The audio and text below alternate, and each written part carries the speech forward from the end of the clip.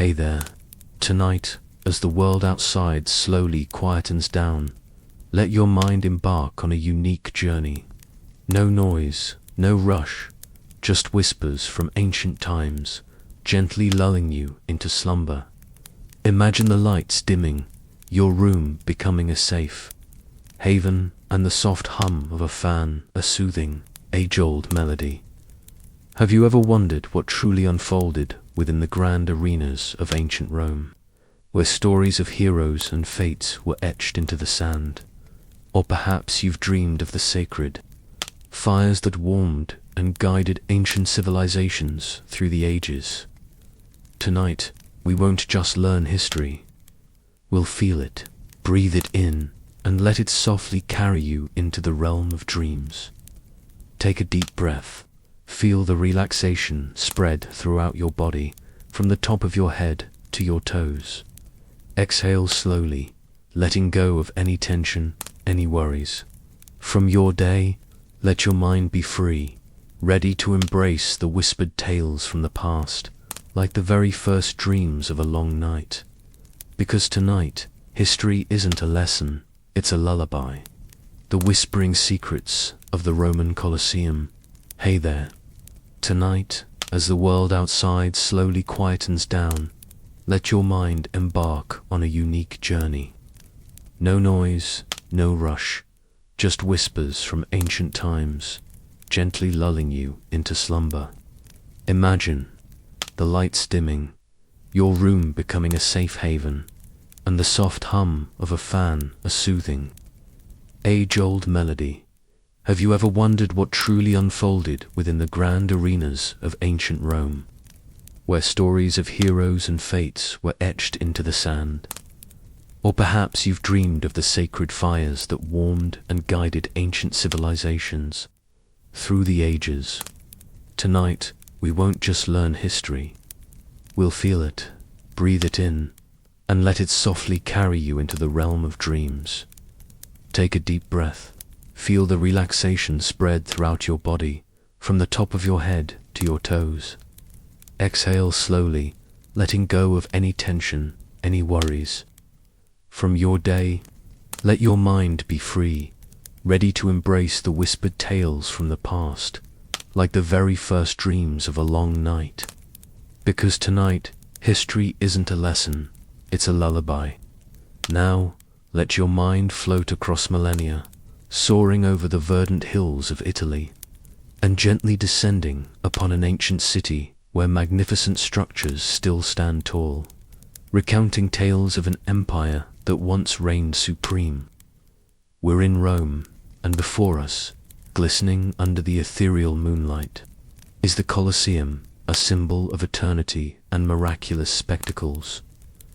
Imagine yourself standing silently outside its colossal stone walls, reaching high into the night sky. There's no roar of the crowd, no blinding glare of daylight, only an enveloping stillness.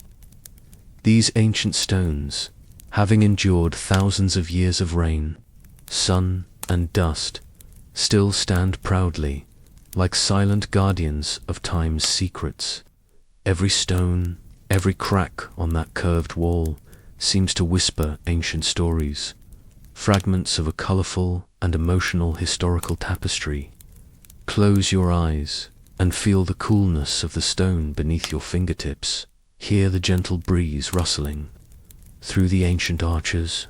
It's the whisper of the past, an invitation to step into a world that has long slumbered. The Colosseum wasn't merely built for simple entertainment. It was a grand stage where Roman emperors showcased their supreme power, boundless wealth, and generosity towards the populace. This was where bread and circuses, panem et circenses, became a golden formula for maintaining social stability.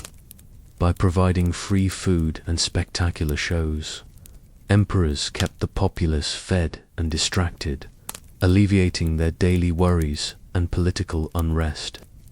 The Colosseum wasn't just architecture, it was a declaration of power, a sophisticated tool of social control. built with the sweat and toil of thousands, serving the purpose of securing the throne. Every stone, every pathway within the arena tells of an era where entertainment was not just a part, but an indispensable part of public life. From the highest seats reserved for the emperor and nobility, to the stone benches for commoners, everyone had a place in this grand spectacle. The Colosseum's architecture itself is a masterpiece, with its intricate system of arches and passages, allowing tens of thousands of people to enter and exit in an orderly fashion, something even modern stadiums admire. Beneath the arena floor, a labyrinth of tunnels, cages, and complex pulley systems was designed to raise animals, props, and even entire landscapes to the surface, creating unexpected and dramatic performances. It was a blend of advanced engineering and limitless creativity, transforming a mere structure into a living, vibrant entertainment machine. Take another deep breath, feeling your chest gently rise and fall. All worries are dissolving, making way for serenity. Contests of sand and fate, the story of the gladiators. As the morning sun slowly crept over Rome's ancient rooftops, and the cool dawn air dissipated, the Colosseum began to stir.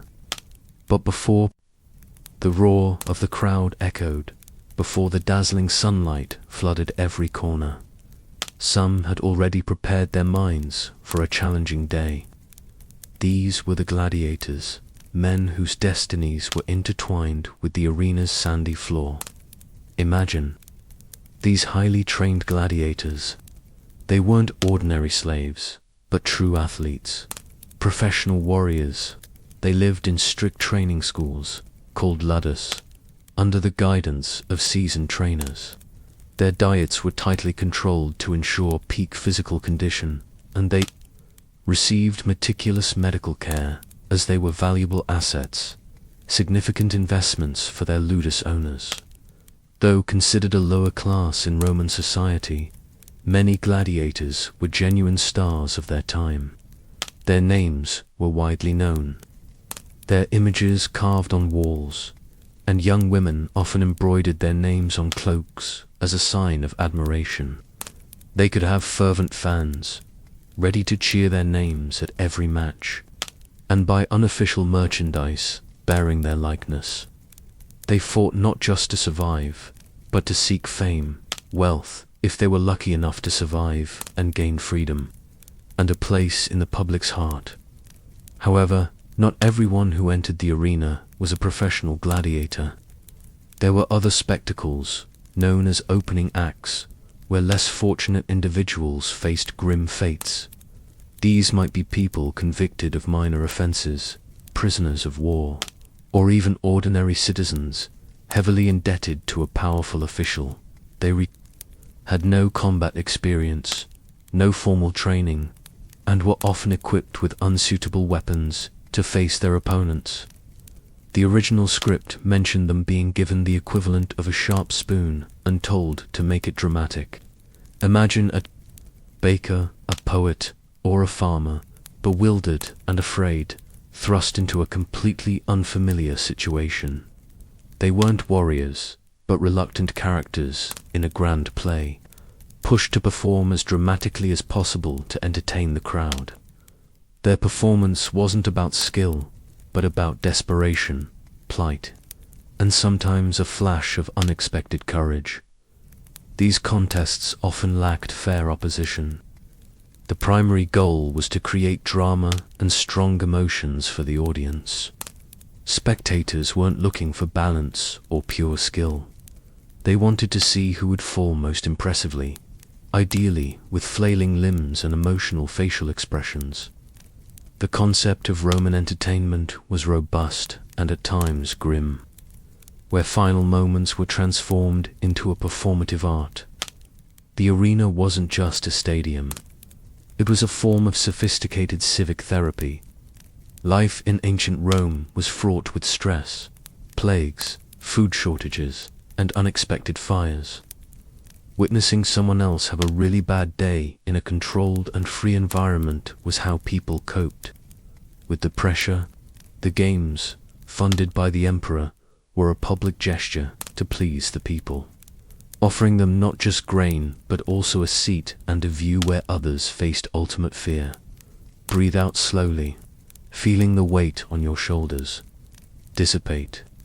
Your eyelids might already be growing heavy.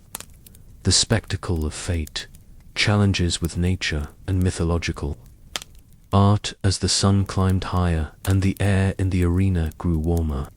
The next acts began, introducing another facet of Roman entertainment, where human destinies were turned into narratives for the masses. One of the well-known spectacles involved challenges with wild creatures. This was a form of public display where convicted individuals, often for various offenses, would face animals brought into the arena. Imagine a morning at the Colosseum. A gate opens, music swells, and a condemned person, dressed in a simple tunic, with a vague sense of what's to come, steps onto the sandy floor. No armor, no weapons, sometimes just a small stick. This contrasted sharply with the powerful animals, like lions or leopards, brought from distant lands. These creatures were managed to keep them active and engaging, ensuring the performance was captivating. The goal wasn't for the condemned to fight and win, but for them to become part of a dramatic spectacle. The more poignant their final moments, the more intently the crowd watched, and the more everyone forgot their daily worries. To add an artistic flair to these displays, the Romans devised a form known as mythological art. This unique tradition merged storytelling with arena events. Instead of merely a direct display, they would reenact a myth while carrying out the performance. Imagine a person costumed as Icarus with artificial wings attached, then gently lifted from a platform, performing an aerial dance before a soft landing, or another person costumed as Prometheus, placed beside a decorative prop symbolizing the rock, and a large, specially trained bird would appear to interact with them. Another version featured Orpheus, the talented musician. The Roman rendition, a person in a tunic, holding a harp, walking across the arena, and then a few large, cleverly managed animals would appear. The performance didn't necessarily end with music, but with a unique visual. The Roman crowds were deeply fond of mythology, gods, heroes, and tragic tales. Thus, instead of just witnessing an event, they transformed these moments into elaborate performances. Spectators weren't just observing an event. They were watching a form of performance art, a state-sponsored spectacle, rich in color. These performances didn't need to be strictly accurate to the original myths. The main goal was spectacle. If they remembered the plot correctly, great. If not, they'd simply invent a new, surprising, and entertaining version. Clearly, these weren't plays where performers were professional actors. These were individuals placed in extraordinary situations, expected to help bring a story to life before exiting it in the final act. Without a curtain call or applause, just a timely nod from the emperor and a satisfied crowd who felt they were enjoying a unique form of art. Feel the warmth of the blanket covering you. Your eyelids are growing heavy. The ocean in the arena. The unique engineering of Roman architects. Just when you thought the Colosseum couldn't get any more extravagant, Rome introduced a daring idea.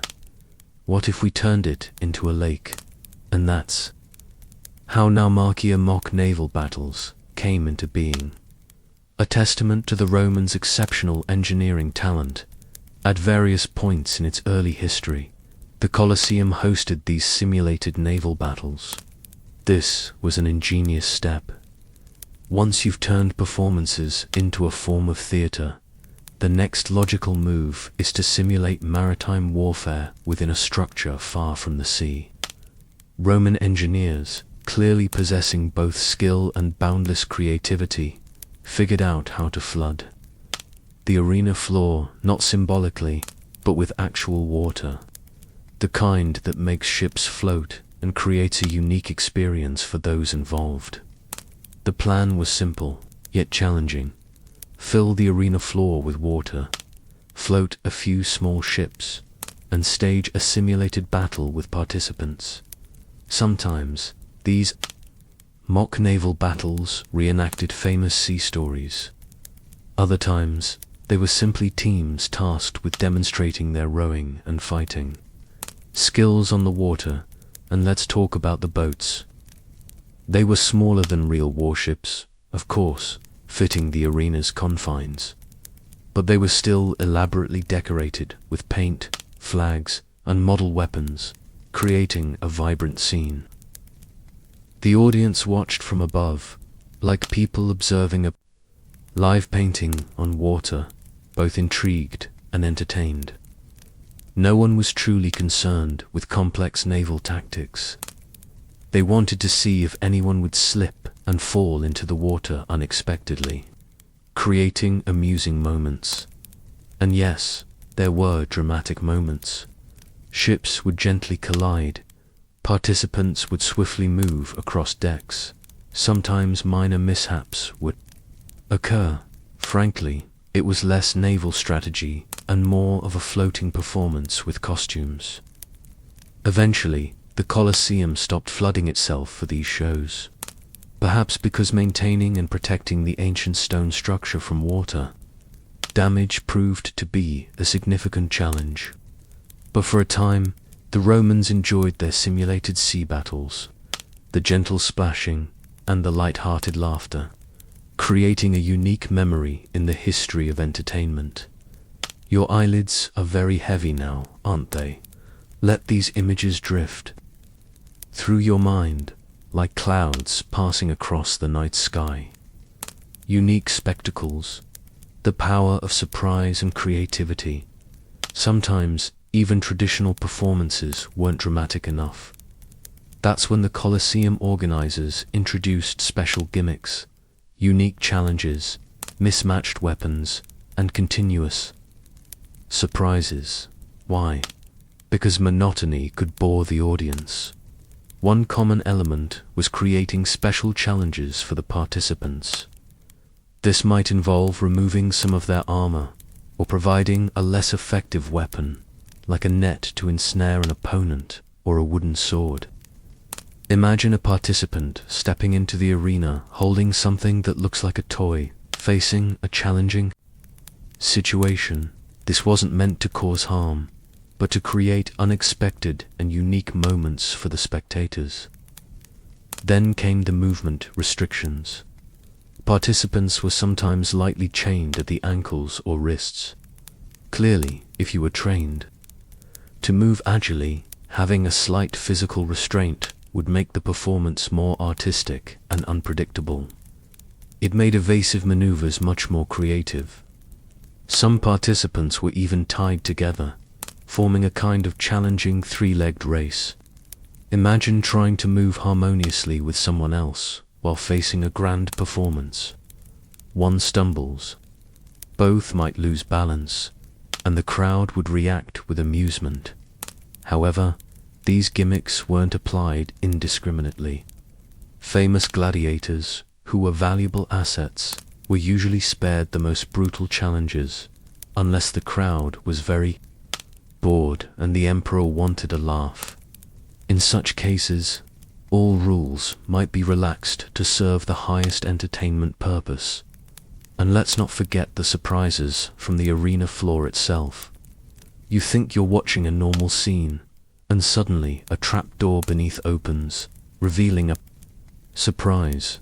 This might be an extra performer or a trained animal appearing at just the right moment. Imagine a performance where the floor unexpectedly reveals a new scene, a gentle animal or a large prop. Ancient Rome did this very artistically. There wasn't a formal rulebook for all of this. Everything was based on a simple checklist. Is it entertaining? Is it unique? Can it be prepared for the next act? These elements transformed the performance into a captivating form of theatre, where anything could happen, and spectators were always kept in anticipation of the next surprise. Your body is sinking deeper into the soft bed. Let your breath gently carry you further into dreams. Unexpected encounters, wild boars in the arena and the underground, labyrinth, among all the creatures you might expect to encounter in the Roman Colosseum. From majestic large beasts to exotic birds, the appearance of wild boars might come as a surprise, but in ancient Rome, boars weren't just food. They were part of the entertainment experience, adding a unique element of unpredictability. The wild boars brought into the arena were not ordinary domestic pigs. They were powerful, wild creatures with distinctive tusks, hailing from the forests. Think of them as unexpected guests, bringing a unique energy to the performance. Participants in the arena, though well trained for many situations, faced a completely different challenge when it came to a surprise encounter with a wild boar. Sometimes, wild boars were used in staged hunts for nations, released into the arena, for participants to demonstrate their skill. Other times, to add intrigue, wild boars were introduced mid-performance as uninvited guests. Imagine a scene unfolding peacefully, and suddenly a wild boar appears, running across the stage, creating an unexpected and amusing moment for the crowd. Ancient records even tell of highly energetic animals that would run through props, ignore their handlers, and nearly create an unexpected moment for the front rows. The Romans loved this unpredictability. Lions might evoke majesty, tigers mystery, but a wild boar, especially when it appeared suddenly, brought a light-hearted laugh. Even emperors might participate in these shows, hosting themed hunts to showcase their unique animal collections, including particularly energetic boars, just to demonstrate the abundance of their empire. For the participants, facing a wild boar was an unpredictable challenge.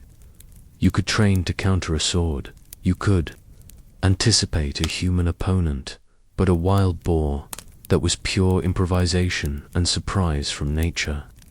And according to the Roman entertainment tradition, no one asked, should we be doing this? They just asked, can we add another boar to this scene? And often, the answer was yes. The Colosseum's arena floor was not just a vast, sandy expanse. Beneath it lay a complex labyrinth of tunnels, cages, elevators, and pulley systems. All were meticulously designed to create surprising effects on the surface. These mechanical marvels allowed stagehands to raise animals, props, or even entire landscapes into the arena with astonishing theatrical timing. Imagine yourself participating in a performance under the gentle Roman sun, and just as you're executing your part, boom, the floor opens, and a new scene, or an unexpected animal, appears. This wasn't accidental. Roman event organizers, who held a very important role, loved surprises. Why have a normal performance when you could turn it into an unpredictable adventure with hidden elements? And it wasn't just animals. Sometimes chariots would roll out, sometimes special items, sometimes large wooden structures designed to represent mythological backdrops, like a mysterious forest or an ancient mountain. All were designed to keep the crowd engaged, creating moments of delightful oohs and ahs, and leaving participants pleasantly bewildered. It transformed the performance into a vibrant and surprising form of theatre.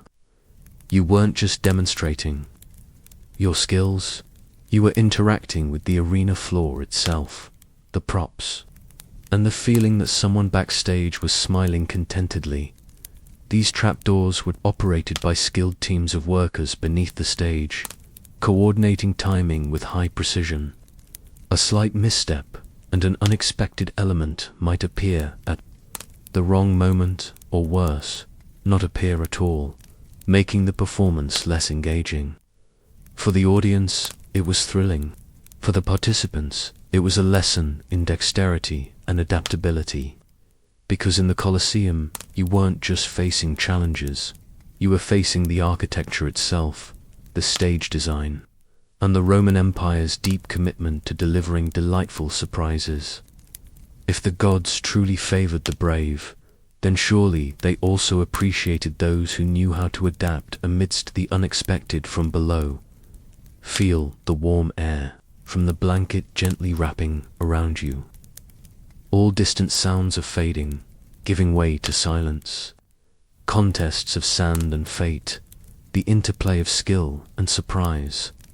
At first glance, gladiator versus gladiator matches seemed to be the fairest part of the Colosseum schedule.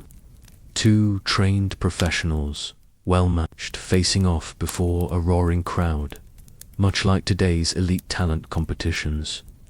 But of course, this was Rome, and fairness, as always, could be adjusted for added drama. While some bouts were evenly matched, for dramatic tension and audience investment, many others were subtly manipulated to increase the element of surprise and emotion. One gladiator might be a seasoned veteran with years of arena experience. The other, a newcomer still learning, who had just mastered basic skills.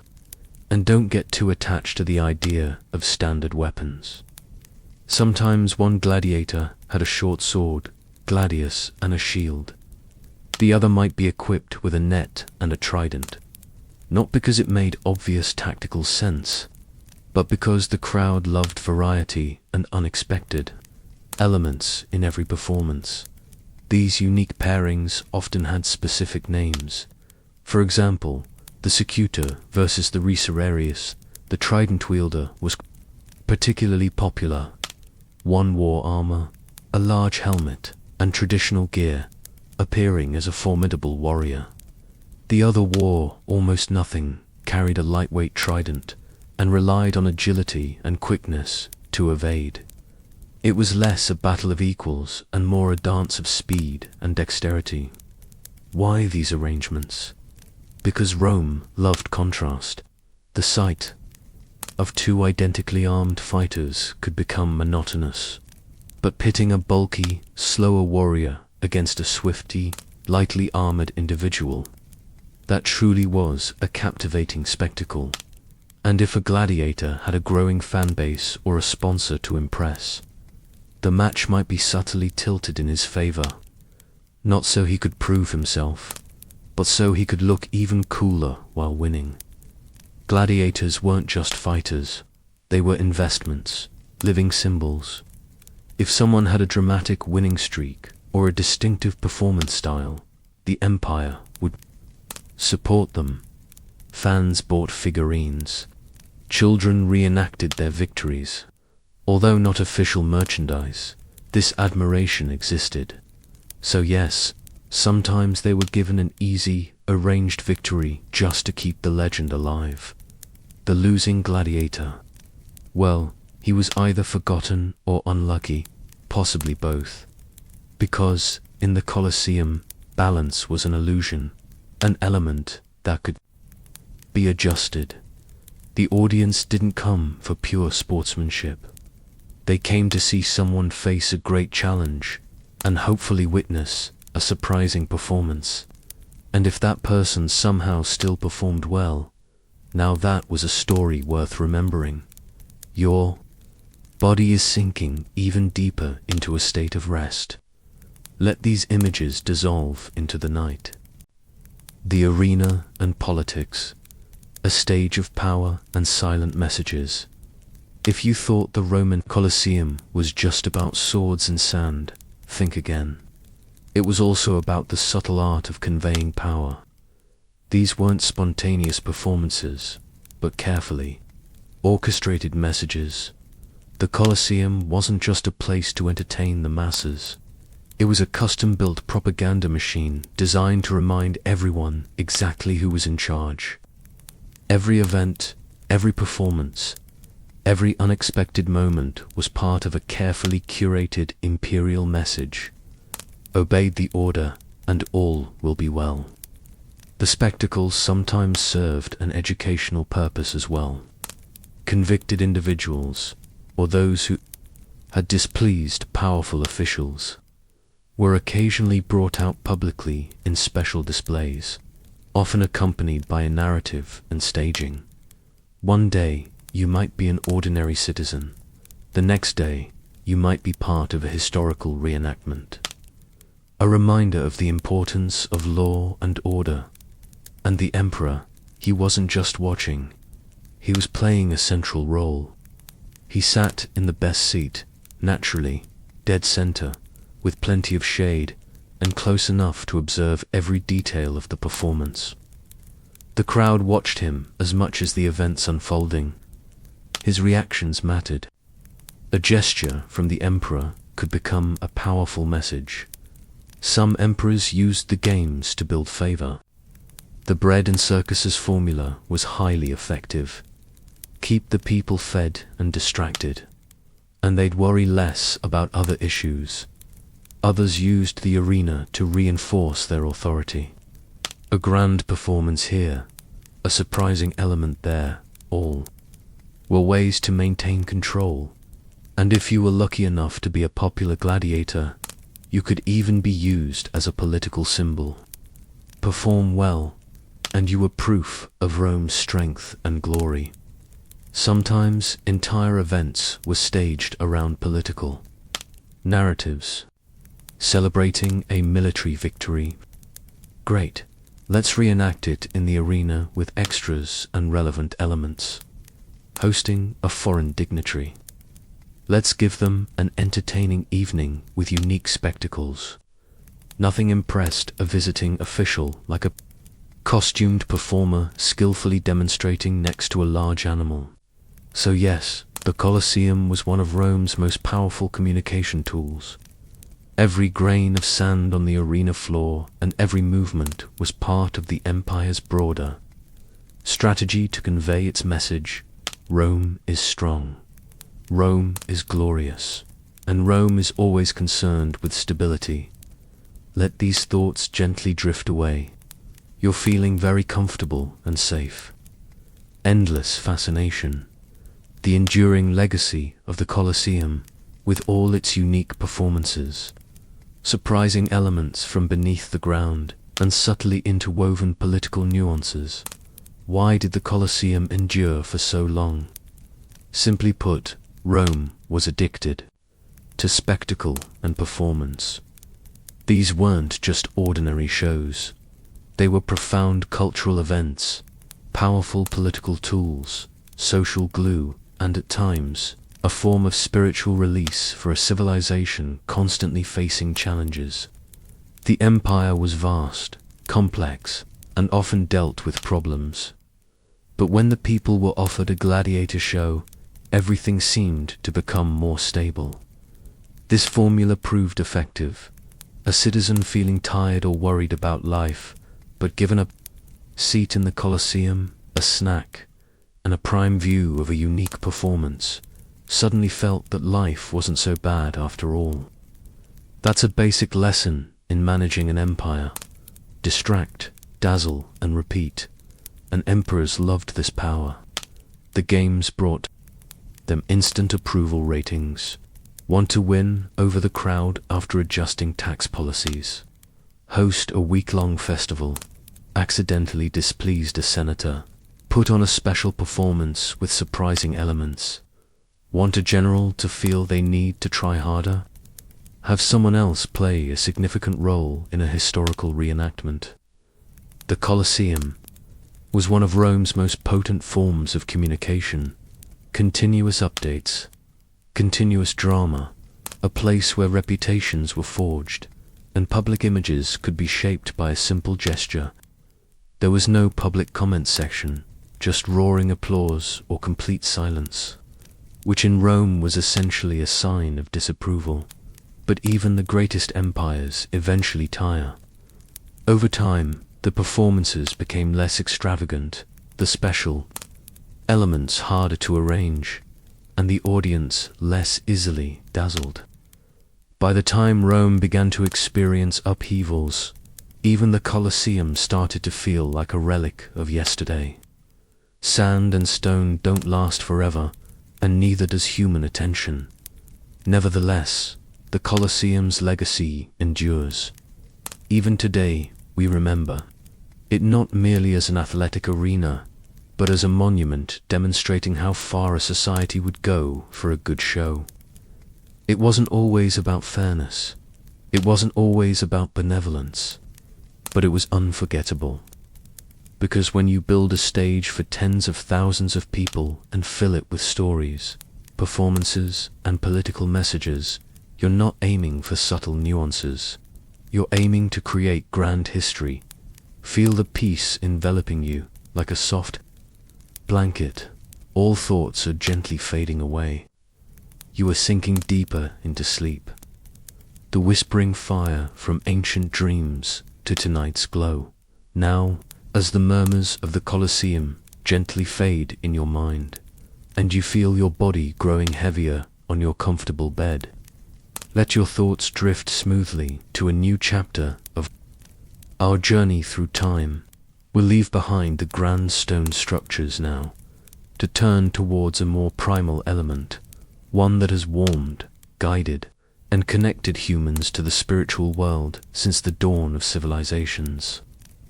That's fire, an eternal symbol, carrying whispered stories from thousands of years ago.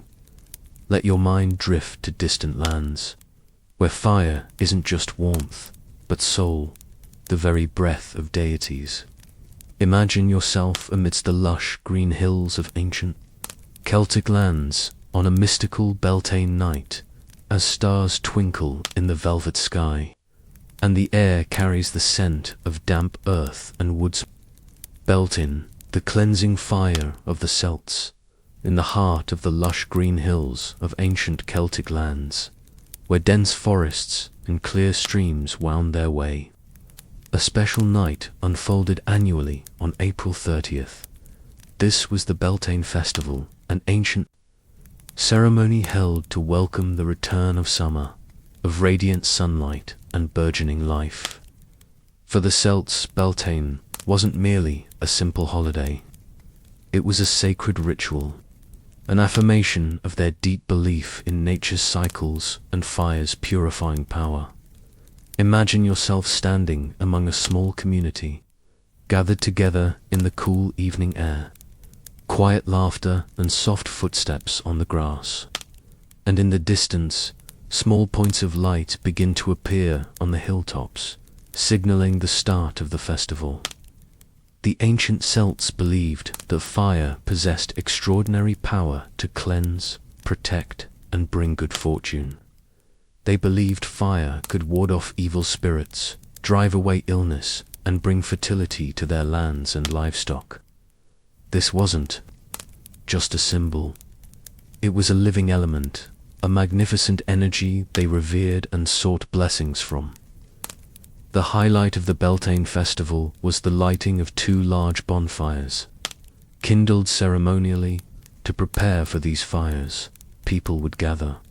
Specific types of wood, often oak or hazel, believed to carry sacred energy. The firelighting process itself wasn't simple. The druids, the spiritual leaders and magicians of the Celtic community, played a central role. They would perform ancient rites, chanting gentle incantations and making solemn gestures. Then they would kindle a central fire, called the need fire, often created by friction or other ancient methods, without modern matches or lighters. From this sacred fire, all other fires in the area, including the 2 large bonfires, would be lit. Imagine the first glow of the fire bursting forth in the darkness, spreading warmth and an oddly serene, sacred feeling, as the two bonfires blazed, sending columns of white smoke swirling towards the night sky. People would perform the most important ritual, leading their livestock, cows, sheep, goats, through the gentle smoke and between the two fires. This wasn't a dangerous or cruel act, but a gentle, protective rite. It was believed that the smoke and warmth from the fire could cleanse the animals, drive away diseases, and bring them health and fertility throughout the coming summer.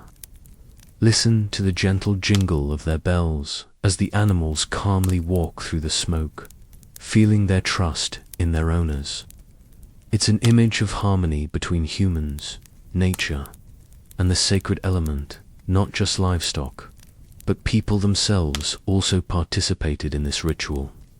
Young people, especially couples, might jump over smaller fires or walk through the smoke.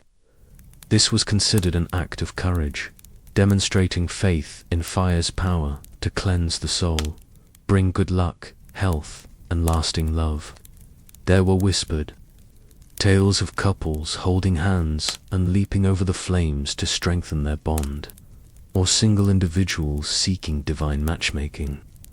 The entire atmosphere of the ceremony was filled with joy, community, connection, and a deep belief in a bright future.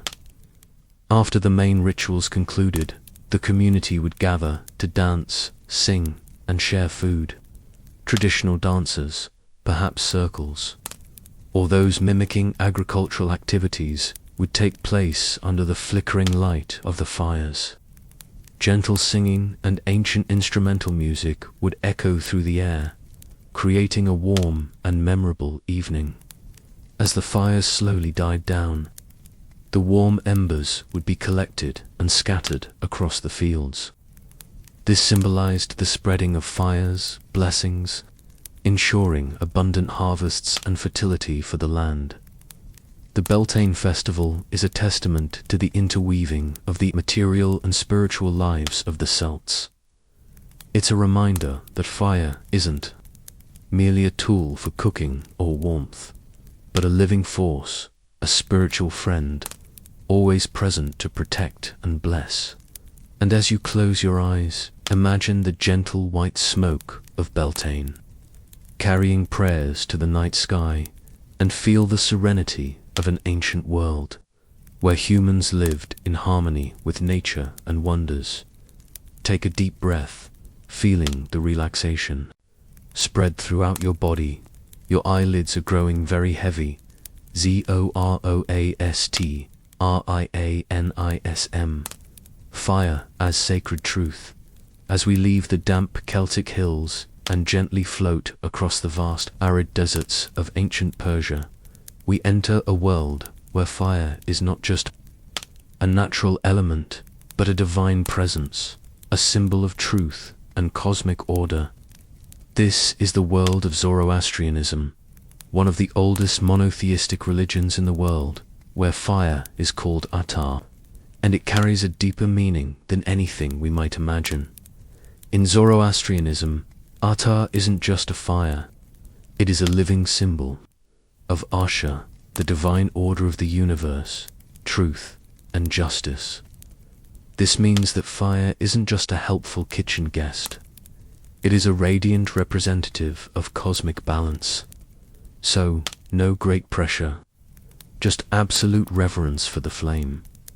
The focal point of worship in Zoroastrianism is the fire temple, where priests, known as Magi or Mobad, tend to eternal flames. These fires have burned for years, sometimes centuries, without interruption. Imagine these priests as divine caretakers in dignified robes, holding not extinguishers, but bundles of sandalwood and eagle feathers to gently fan the flames. The idea is that this fire must be kept alive, unbroken, unpolluted, undisturbed. To let the fire go out would be a cosmic offense, a divine blunder of legendary proportions. These fire rituals were not limited to static worship. During major festivals like Sad and Chacham Suri, Entire communities would light large bonfires in public squares to celebrate creation, rebirth, and the ongoing battle between light and darkness. People would leap over the fires while chanting phrases like, "Give me your red color, take away my sickly pallor," which, frankly, is basically the ancient Persian version of New Year, New Me. Sparks were not just metaphorical in these moments. The fire became a messenger, carrying prayers to the heavens, while also warding off lurking demons and any bad luck that might have been hiding under your rug. Even funerary rites avoided direct flame contact with the deceased. Why? Because that would pollute the fire. Fire needed to stay clean, pure, and judgment-free, like an eternal therapist who's seen it all but never says a word. From the Persian perspective, fire wasn't something to be tamed. It was a sacred thread connecting humanity to the divine blueprint of the cosmos, a warm, flickering flame, yes, but also a blazing reminder to keep your soul and your kindling in good order. Zoroastrianism profoundly shaped how ancient Persians viewed the world, placing fire at the center of all existence. From the simplest daily acts to the most complex aspects of the cosmos and the divine, it was a firm foundation for a great empire, where order and truth were honored above all else. As you sink deeper into sleep, imagine the eternal fire of Zoroastrianism, warm and continuous, symbolizing endless truth and peace. Feel the warmth of the blanket gently wrapping around you. Your eyelids are already closing. Ancient Greece, the fire of competition and wisdom now. Let's gently drift from the arid Persian deserts across the deep blue oceans to the sun-drenched lands and profound philosophies of ancient Greece. Here, fire festivals weren't just solemn, religious ceremonies, but also athletic competitions filled with drama. Because when the Greeks honored the gods, they didn't just pray, they raced with fire. The most prominent ritual was the torch race, or lampodromia. Imagine a sacred relay race where runners would pass lit torches like flaming batons across the roads of Athens. The goal wasn't just speed. The most important thing was to keep the flame alive. If you dropped your torch or let it go out, you were disqualified. That wasn't just a failure in the race. It was a failure for the city and for the gods. Imagine the flickering light of the torch in the darkness passed from hand to hand, symbolizing the continuous transmission of knowledge and life. These races were held in honor of gods associated with fire and knowledge: Hephaestus, the forge god, and Prometheus, the rebellious titan who famously stole fire from Olympus and gave it to humanity. A bold move that earned him eternal liver-pecking punishment from Zeus, which in Greek mythology counts as a light slap on the wrist. The torch race wasn't just a sport, it was a ritualistic spectacle.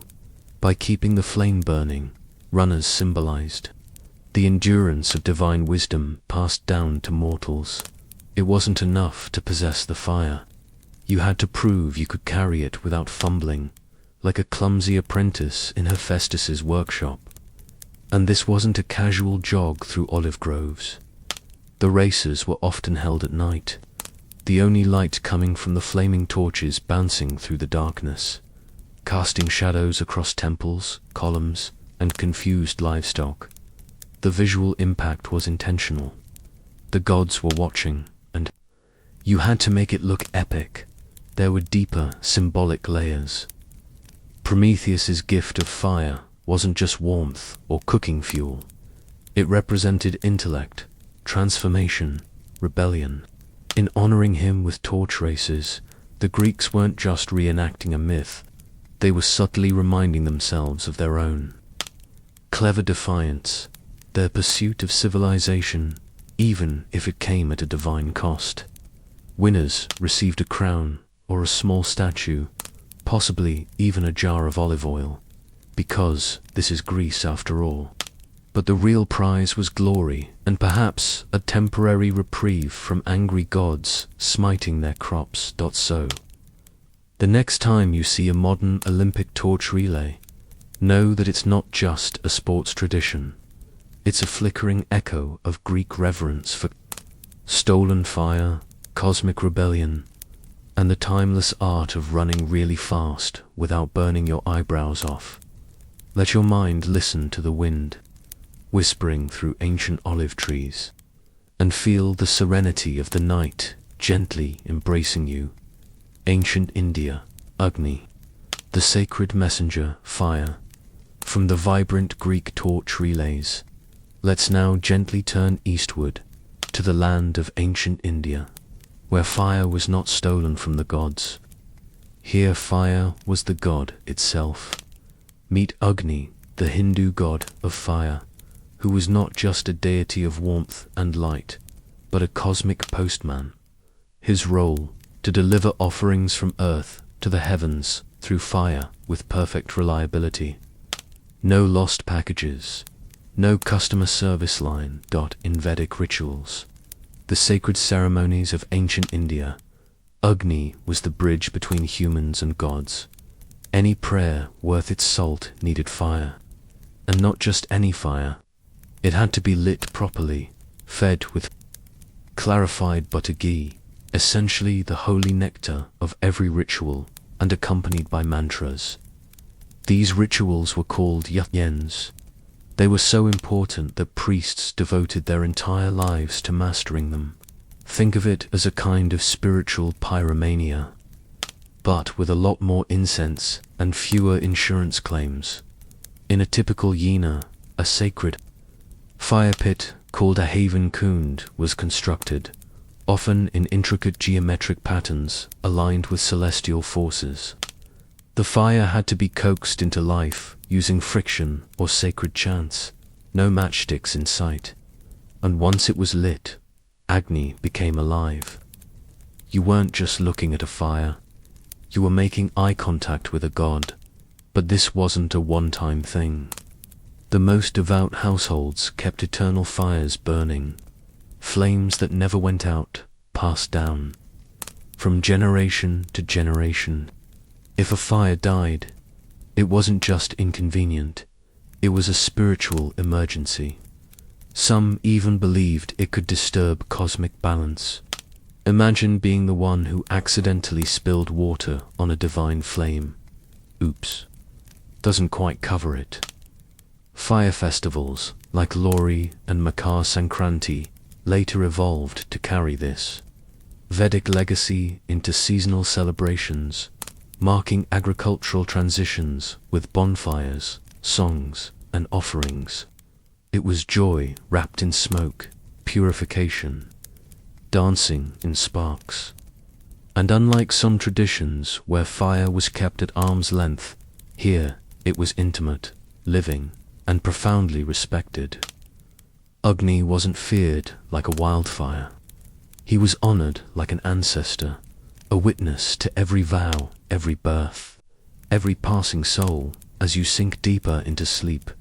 Imagine Agni, the fire god, as a golden thread connecting earth and sky, bringing warmth and peace to every soul. Let your breath become steady and deep, feeling the tranquility spreading from within. You're slowly drifting into a dream. Ancient Egypt. The sun god's breath and purifying fire now. Let's gently glide from the lands of India across the ocean to the golden sands of ancient Egypt, where fire wasn't a separate deity like Agni, but was considered the very breath of the sun god himself, Ra. Here, fire wasn't just a flicker. It was cosmic authority embodied in Ra, the sun god who rode across the sky in a blazing solar bark. And every night he fought off a chaos serpent in the underworld, powered entirely by radiant, celestial fire. No pressure for Ra, but let's zoom in on human rituals, because while Ra handled the solar commute, Egyptians also celebrated with flame. Fire wasn't used for ordinary warmth. It was a symbol of purification, protection, and rebirth. Temples were designed to catch the morning sun in their darkest chambers, as if the gods themselves were turning on the lights. The most famous fire ritual was the Feast of Opet, or the Wep Renpet festival, marking the new year. This wasn't your average countdown and fireworks situation. It was a multi-day spectacle featuring priests, incense, offerings, and most importantly, ceremonial torches carried in processions. These weren't just for show. The fire represented Ra's rejuvenating energy returning to Earth, warding off darkness and illness. It was like a kind of spiritual pest control, but with sacred pyrotechnics. Even in funerary practices, fire played a crucial but carefully managed role. Egyptians didn't cremate. That was a little too final for them. But they burned incense and sacred oils during burial rites. The smoke rising from the offerings was believed to carry the soul's essence upward, helping it journey safely into the afterlife. And if the scent happened to please the gods, even better. Priests also maintained eternal flames within temples, particularly those dedicated to Ra or his fiery daughter, Sekhmet, a lion-headed goddess. You really didn't want to upset her.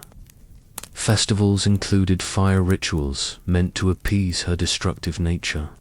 And yes, these sometimes involved dyed beards to look like blood, because Egyptian gods loved symbolism and mildly theatrical drama.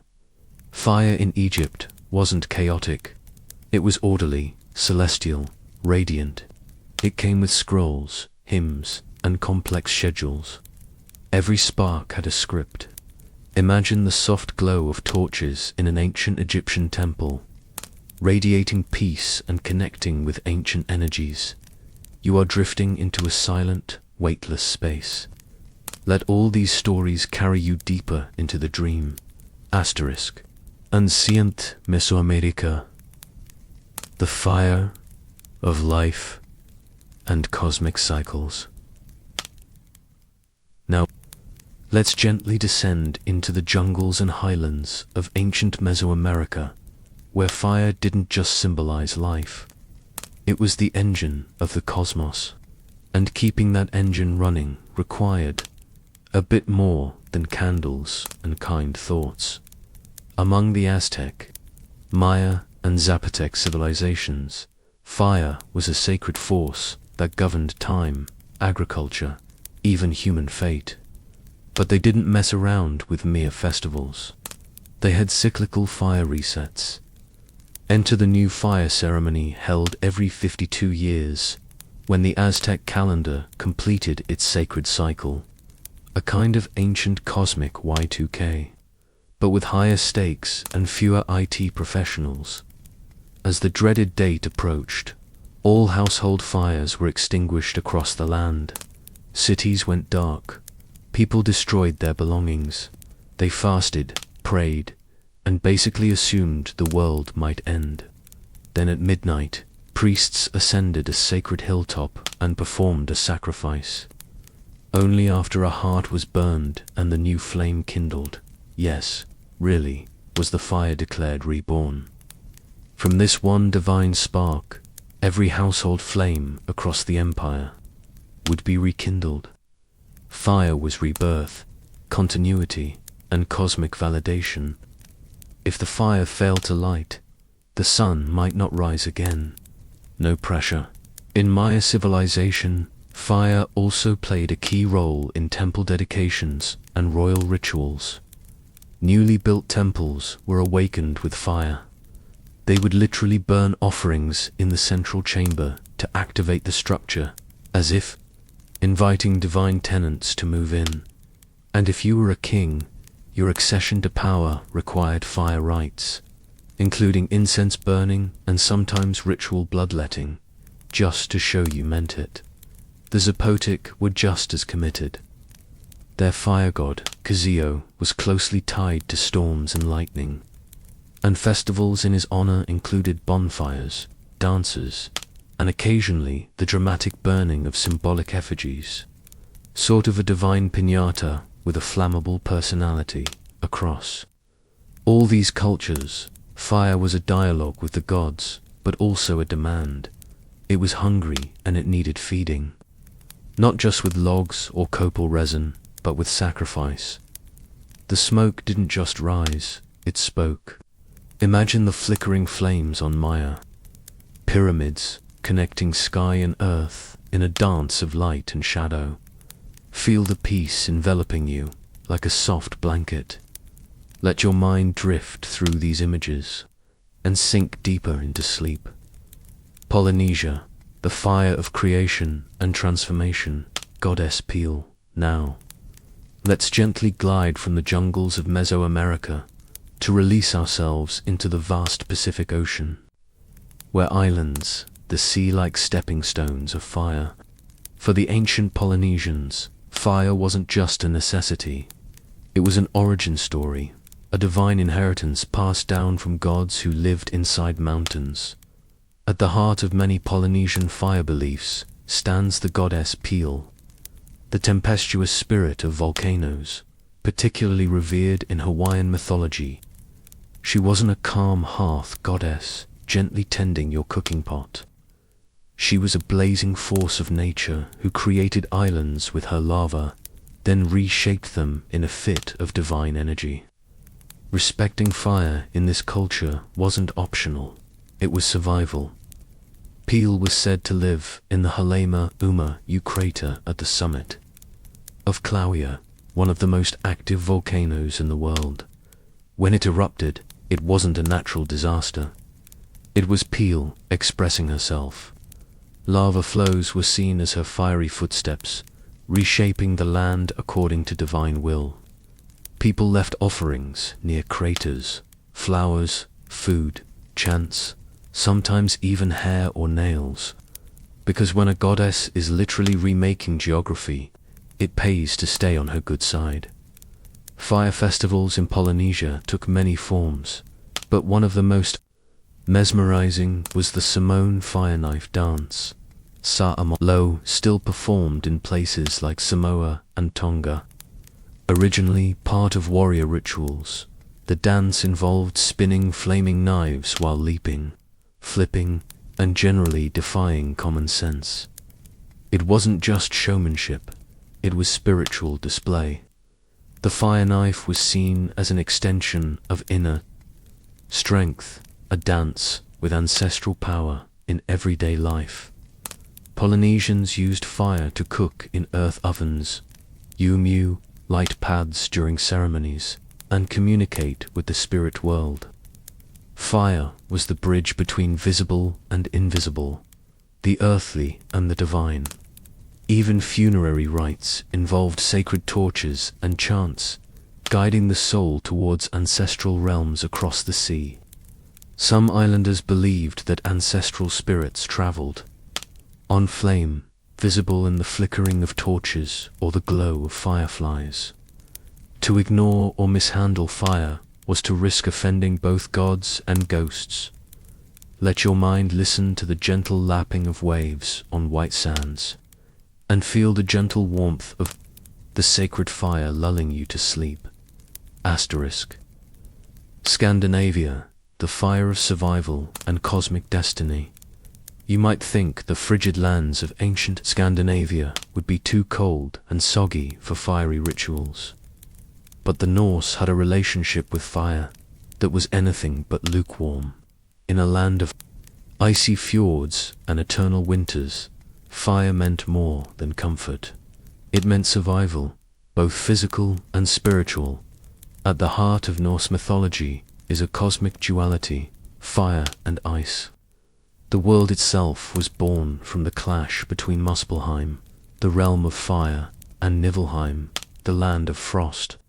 When the two collided in the primordial void of Ginnungagap, sparks flew, literally, and out of that chaos, the first being, Ymir, and eventually the gods were born. So fire wasn't just essential, it was a creator and a destroyer. The most feared fire figure in Norse mythology was Surtur, a fire giant from Muspelheim, who according to prophecy would ride out during the Norse apocalypse with a flaming sword in hand. His mission: burn the world to ash. You can see how fire wasn't taken lightly. On a more earthly level, fire festivals marked seasonal changes, especially the end of winter and the return of the sun. Celebrations like Yule, which later merged with Christmas, were deeply Great logs were burned for days. Hello, your log, representing the rebirth of the sun. The longer it burned, the better your luck for the coming year. Lighting the Yule fire wasn't just cozy, it was a kind of cosmic insurance. Bonfires were also lit during midsummer festivals, when the light was at its peak and spirits roamed more freely. Leaping over flames, a practice shared with other cultures, was believed to grant protection, fertility, and possibly the ability to impress your crush. And when it came to death, fire had the final word. Viking funerals weren't all longboats and slow-motion archery, but yes, cremation was common, and fire was believed to release the soul to Valhalla or Folkvanger, the afterlife realms of warriors and the chosen. The fire cleansed, elevated, and honored. It was part farewell, part transformation, and part dramatic flair.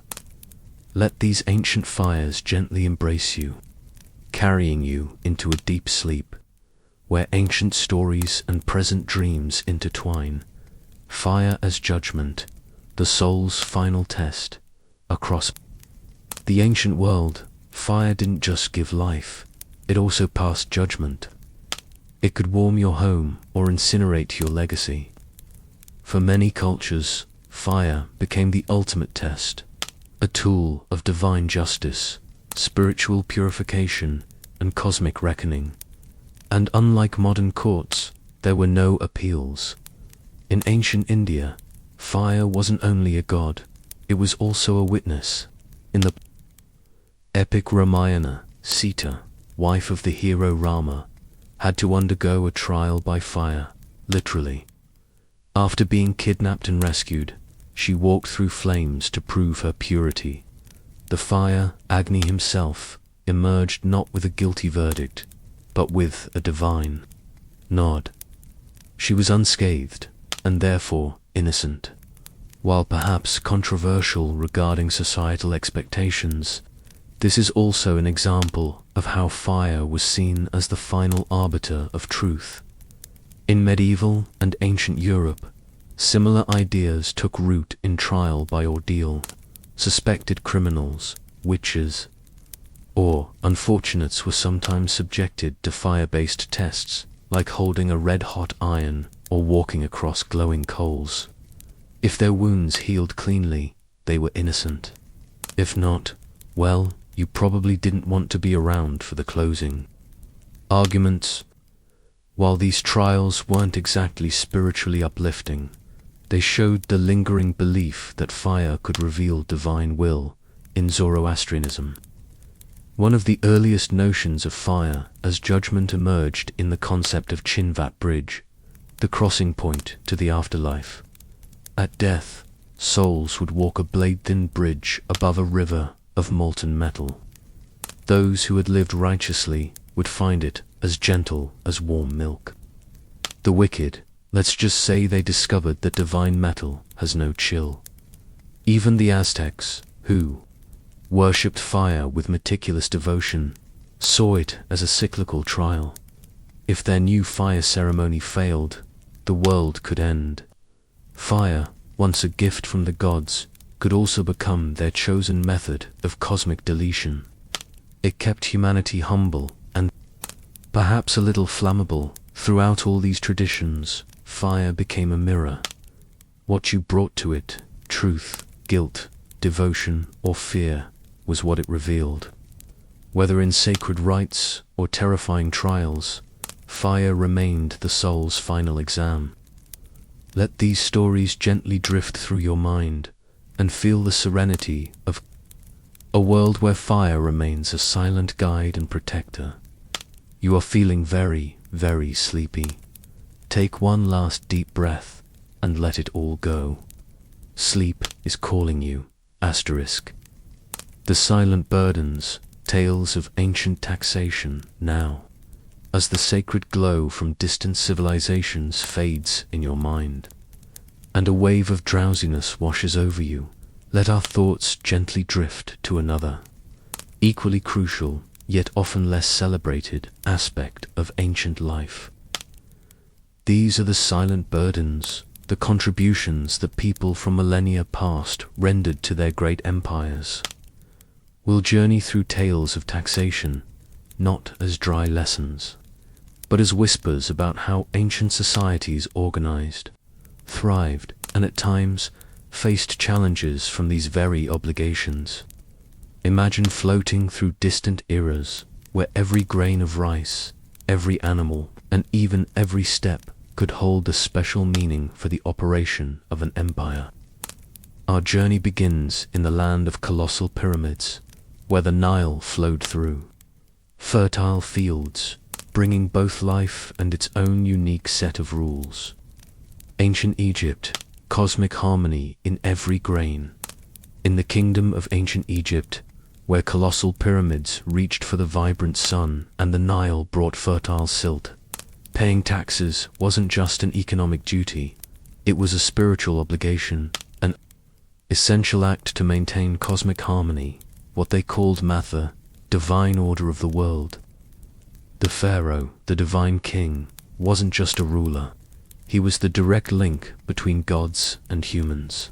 So, when the pharaoh demanded tribute, it wasn't seen as exploitation, but as a sacred act, ensuring the universe's balance was upheld and the Nile continued to bless bountiful harvests. Imagine a world where your king was seen as a living god, and every grain you contributed was part of upholding a higher order. In early Egyptian society, money as we know it didn't exist. So how did the pharaoh fill his royal coffers? With grain. Lots and lots of grain. The Nile's annual flooding ensured fertile fields, and after each harvest, scribes would arrive. Armed with papyrus scrolls and their measuring tools, they'd meticulously measure exactly how much you owed. They used ropes, sticks, and something akin to a calculator made of patience. If your land produced 10 sacks, you might owe 3 sacks to the state. Not paying taxes wasn't an option. You could lose your land, your cattle, or find yourself mysteriously volunteered for a state labor project. Because, yes, you could also pay in labor. The towering pyramids of Giza weren't built by aliens or solely by slaves. They were built in part by taxpayers. If you didn't have enough grain or goods, you could be conscripted for public works, hauling limestone, digging irrigation canals, or constructing the latest shrine to Horus. Congratulations. You were now part of Egypt's National Infrastructure Initiative.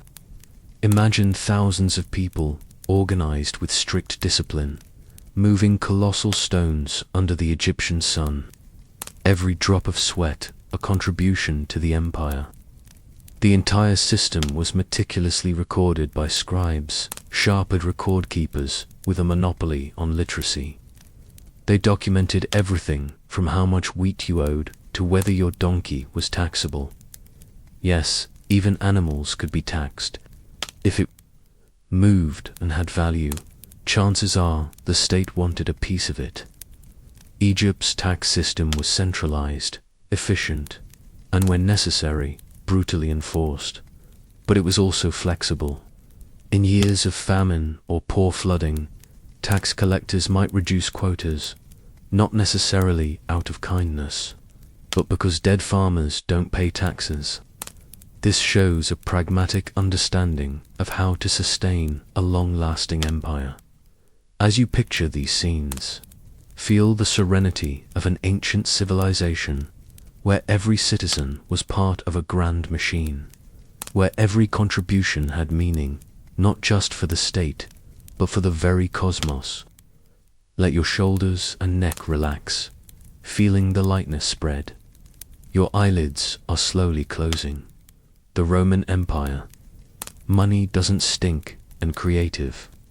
Taxation. Now let your mind drift from the tranquil banks of the Nile to the heart of a vast empire, where magnificent marble forums and thrilling gladiator games drew thousands. This was the Roman Empire, where taxation was both a bureaucratic art and a source of legendary grumbling. You could be taxed for land, slaves, doors, and yes, even urine, because nothing says efficient government like charging people to pee. Let's begin with the infamous urine tax, or vectigal urinae. Public urinals and fullers' workshops collected human urine, which was then used, no joke as, a source of ammonia to bleach clothing and tan leather. So, when Emperor Vespasian realized this bodily byproduct was chemically useful, he did what any responsible emperor would do. He taxed the collectors. The phrase, money doesn't stink, pecunia non alit, was born when his son Titus questioned the morality of such a tax. Vespasian handed him a coin and asked if it smelled. It didn't. Point made. But that's just the tip of the imperial iceberg. Rome had taxes on windows to encourage modest architecture. Slave ownership came with its own tariff, and inheritance taxes could shave off a chunk of what you left behind. There was even a sales tax, though it only applied to free citizens. Because if you were enslaved, congratulations, you were already a form of taxable property. Tax collectors were called publiconi. And let's just say they weren't winning popularity contests. These middlemen paid the state in advance for the right to collect taxes, then squeezed citizens for as much as possible to turn a profit. They were the ancient equivalent of a private collection agency run by a hedge fund. And if you refused to pay, soldiers might show up to help convince you. Despite seemingly harsh, this system funded impressive Roman projects, aqueducts, roads, temples, and military conquests that stretched the empire from Britain to Syria. You could argue that Roman taxes built civilization and also, depending on where you stood, crushed it. And yes, tax revolts happened. Provinces groaned under the weight of tribute, and more than one rebellion started with the question, how much? More. Let your mind perceive the rhythm of a vast empire, where even the smallest details of life could relate to a rule. A contribution, forming a complex and often surprising network. Take a deep breath, feeling relaxation spread throughout your body. Your eyes are slowly closing. Asterisk, the Aztec Empire. Tribute from feathers to cacao beans now.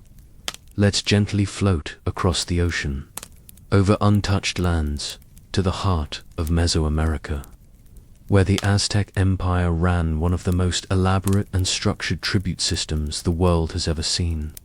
And no, it wasn't based on gold or coins. It was powered by cacao beans, jaguar pelts, and feathers so fine they made European kings look underdressed. Unlike modern tax systems, the Aztec contribution was known as tribute, and it operated like a giant imperial wish list. The emperor didn't need your permission. He needed your region's best products delivered regularly and preferably without excuses. Every city-state or altpatel, territorial unit that fell under Aztec control was required to send tribute, meticulously recorded by scribes known as calpics. These men carried detailed codices illustrating what was owed. Not numbers, but images.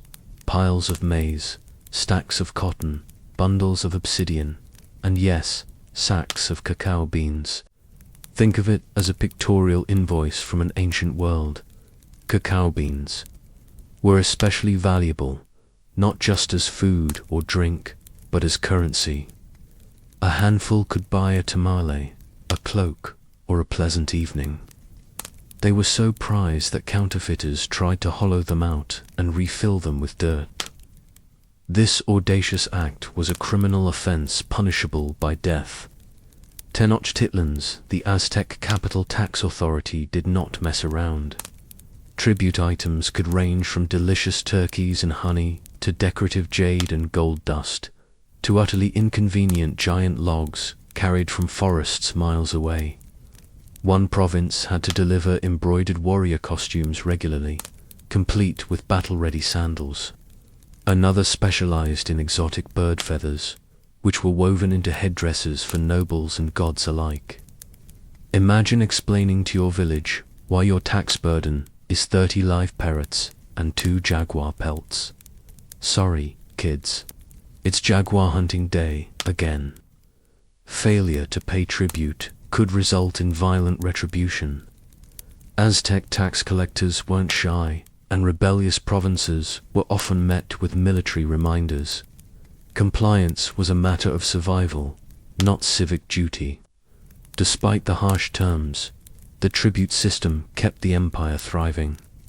The capital, Tenochtitlan, was a city of floating gardens, gleaming temples, and markets bursting with goods, much of it paid for by the toil and tributes of subject towns. As you picture colorful markets and convoys carrying tribute, feel the rhythm of a grand empire, where everything was connected by the threads of exchange and obligation. Let your entire body relax, from head to toe. Sleep is calling you. Ancient China, the grand tax machine, and the secret of salt tax, in the heart of ancient China. Taxation was less about flamboyant punishments or bizarre goods, and more about sheer scale. With a population in the tens of millions and an empire that seemed to go on forever, China built a bureaucratic tax machine so vast and precise it would make Roman senators weep into their wine. Let's start with the basics: rice and labor. During the Han Dynasty, peasants were the economic backbone, and they paid taxes in 3 primary forms: grain, cloth, and corvée labor. The grain filled the empire's granaries. The cloth was handed to state officials. And the labor, well, that meant weeks or months away from home, working on canals, roads, or occasionally repairing the Great Wall. Think of it as tax season. But instead of paperwork, you're hauling bricks through the Gobi Desert. As the empire evolved, so did its taxes. The Tang Dynasty introduced the 2-tax system, which was meant to simplify things. It required twice-yearly payments, once in summer, once in autumn, calculated according to how much land you owned and how many people were in your household consuming rice. In theory, it was fair. In practice, tax collectors had a flexible understanding of fair. And then came the salt tax, the quiet empire builder. Rather than taxing everyone equally, the government slapped a heavy tax on salt, a daily necessity. Everyone needed it, especially in a time before refrigerators. And so the state made a fortune. For centuries, salt revenue funded armies, palaces, and bureaucrats' pensions. It's no exaggeration to say salt underwrote dynasties. But taxation wasn't just about funding, it was about control.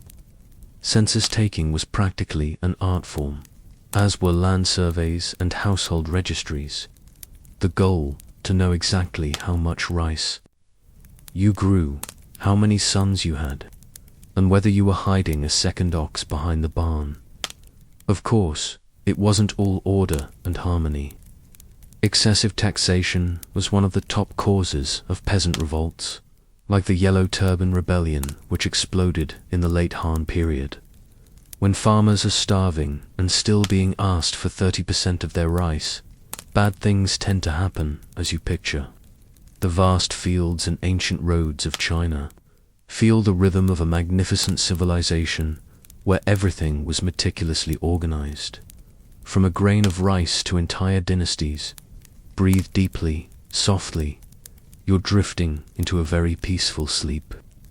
Ancient Mesopotamia. The first clay tablet taxes. Long before modern accountants began asking for your W-2 South. The ancient Mesopotamians were already inventing the fine art of taxation with clay tablets, reed styluses, and absolutely zero tolerance for creative deductions.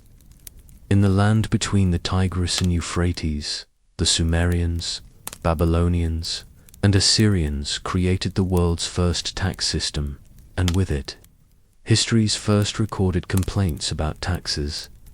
Instead of paper forms, scribes etched tax records into soft clay. These cuneiform tablets, thousands of them, documented everything from barley contributions to livestock tallies. If you think your local tax office is slow, try waiting for your grain levy to be logged by a man scratching symbols into mud. The staple tax, barley.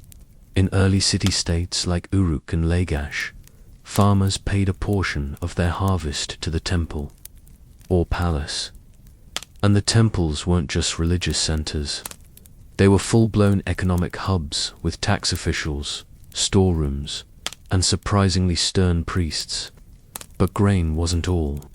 Mesopotamians taxed fishermen on their catch, traders on their goods, and craftsmen on their workshops. Even donkeys weren't safe. If you had a working donkey or a cart, congratulations. You were now a small taxable transport business. Under the Babylonian king Hammurabi, taxation became even more structured. His famous legal code, one of the oldest in the world, laid out penalties for tax evasion, overcharging officials, and cheating the system. In some cases, the punishment wasn't just a fine. It was death or dismemberment. So if you ever feel like your modern tax form is harsh, remember, at least it doesn't come with a potential amputation. One unique feature of Mesopotamian taxation was its integration into public works. Citizens might pay taxes in bricks, silver, or labor, helping build canals, ziggurats, temple towers, and city walls. If you couldn't pay in goods, the state could take your time or your children's time. Nothing says fiscal responsibility like loaning your kid to the temple for a season. Yet, despite its age, the Mesopotamian tax system was remarkably efficient. It helped manage sprawling cities, fund irrigation networks, and support armies. In other words, it kept the whole operation from crumbling like a cement brick. Mud brick. Let your mind listen to the faint scratching of a stylus on clay, and feel the intricate nature of an ancient world slowly drifting to sleep. Ancient Greece, liturgies, and the stirrings of discontent. In ancient Greece, paying taxes was less about state order and more about awkwardly passing the bill around. Unlike centralized empires like Egypt or China, many Greek city-states, especially Athens, relied on a mix of civic pride, social pressure, and well-disguised tax avoidance strategies. Let's start with the basics. Direct taxation on citizens was rare. Athenian citizens didn't pay income tax like we do today. Instead, they were expected to contribute to the state through liturgies. This was a fancy way of saying, hey, rich guy, it's your turn to pay for a play, a worship, or a festival. These weren't technically taxes, but try saying no and still getting invited to dinner. Meanwhile, foreigners and Metic's resident aliens who lived and worked in Athens did pay taxes. They were required to fork over a monthly protection fee, which covered the privilege of not being a full citizen. Essentially, thanks for living here. Now, cough it up. Trade was another goldmine. Import and export goods came through the bustling port of Piraeus, and Athens made sure to grab its cut with customs taxes, tolls, and docking fees. You could tax olive oil, wine, or pottery, just not ideas. Those flowed freely from the mouths of philosophers who naturally had opinions about taxation too. Plato believed that rulers should live modestly and serve the state, not profit from it. Aristotle, ever the realist, saw taxation as a necessary part of governance, though he noted that excessive taxation could lead to rebellion. Meanwhile, the average Athenian just wanted the tax collectors to stay far away from their grape harvest. Which brings us to the real villains of the story: tax farmers. Rather than collecting taxes themselves, Greek states auctioned off the right to collect them. The highest bidder would pay the state up front, then go out and recoup the money, plus plenty extra. These tax farmers were about as popular as wet tunics at a symposium. Despite the chaos, the system worked more or less. Taxes funded temples, wars, roads, and democracy itself. But resentment simmered, especially among the poor, and tax abuse occasionally led to public outrage, lawsuits, or exile. Imagine the vibrant forums where people debated everything, including the burdens they had to bear. Let your entire body relax, from your toes to the top of your head. All thoughts are gently drifting away. The Inca Empire, taxation by labor, and the meta system. Welcome to the Inca Empire, where you didn't pay taxes with money or even cacao beans. You paid with your hands, feet, and back. The Inca created one of the most impressive civilizations in the Americas, stretching across modern-day Peru, Ecuador, Bolivia, and Chile. And they did it without coins, markets, or written language. So, how did they fund it all? With a tax system based entirely on labor, known as the meta. The meta wasn't a suggestion. It was mandatory state service.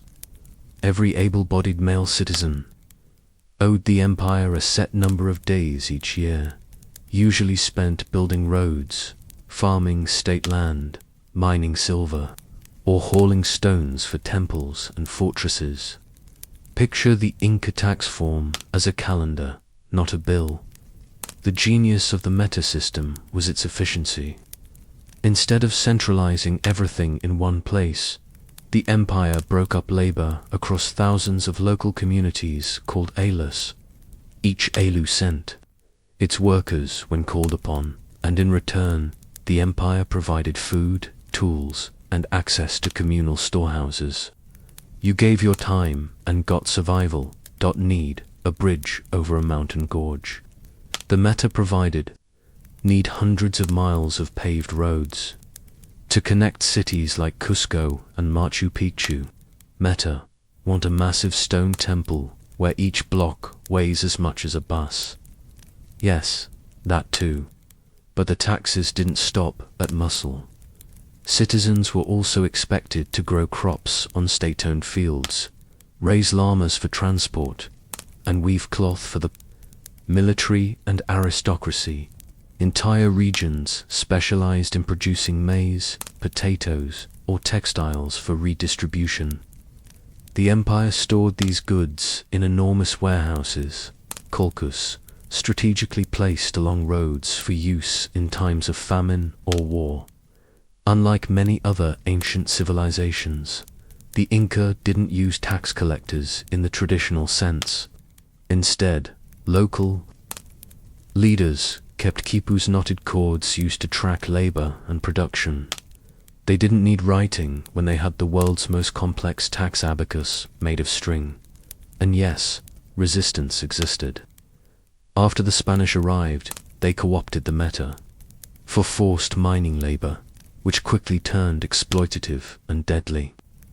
What had once been a system of communal duty became a nightmare.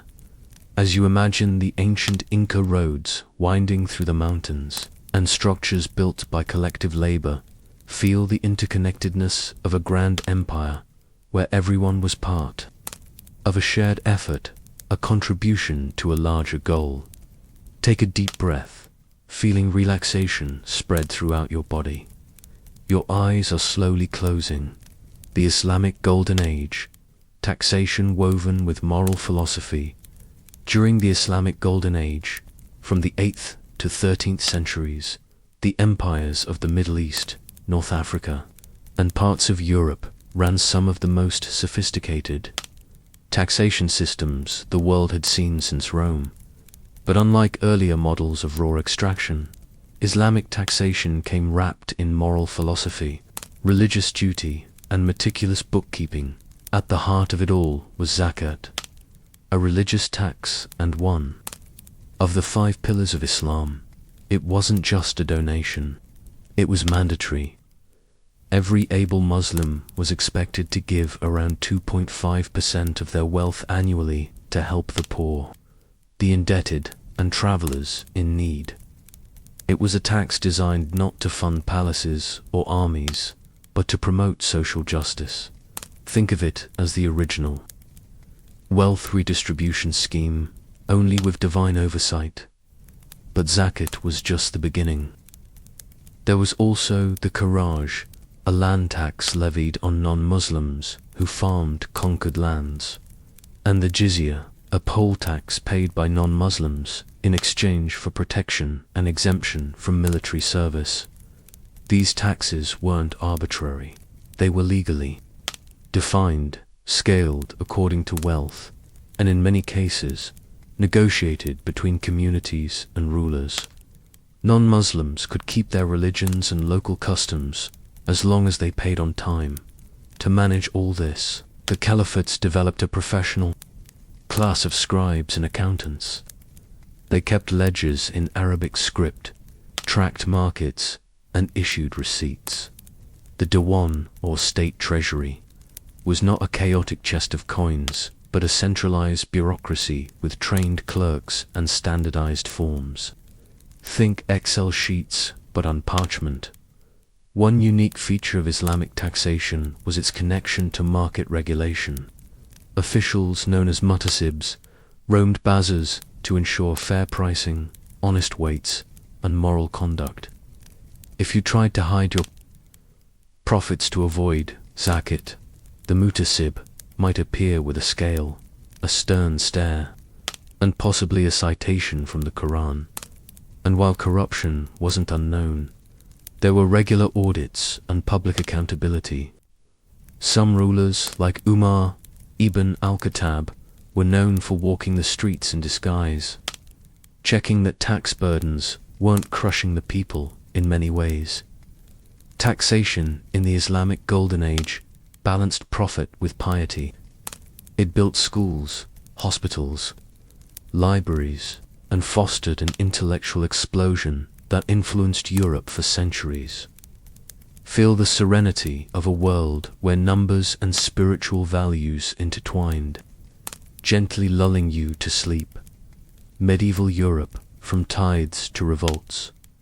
In medieval Europe, paying taxes was less about civic duty and more about surviving feudal extortion with most of your limbs intact. While kings and nobles claimed divine right, it was the peasants who felt the weight of every coin, chicken, and bale of hay that disappeared into the tax wagon. The most notorious medieval tax, the tithe. This wasn't a state-imposed levy, but a mandatory 10% of your income paid to the church. That meant a tenth of your crops, livestock, or fish went straight to the local monastery. Refused to pay. You weren't just dodging taxes, you were risking eternal damnation. It's hard to argue with a tax backed by the threat of hellfire. Then came the feudal dues. If you were a peasant, your life was basically a subscription service to your lord. You paid for the land you farmed, for the mill you used, for the oven where you baked your bread. Got married, that was a fee.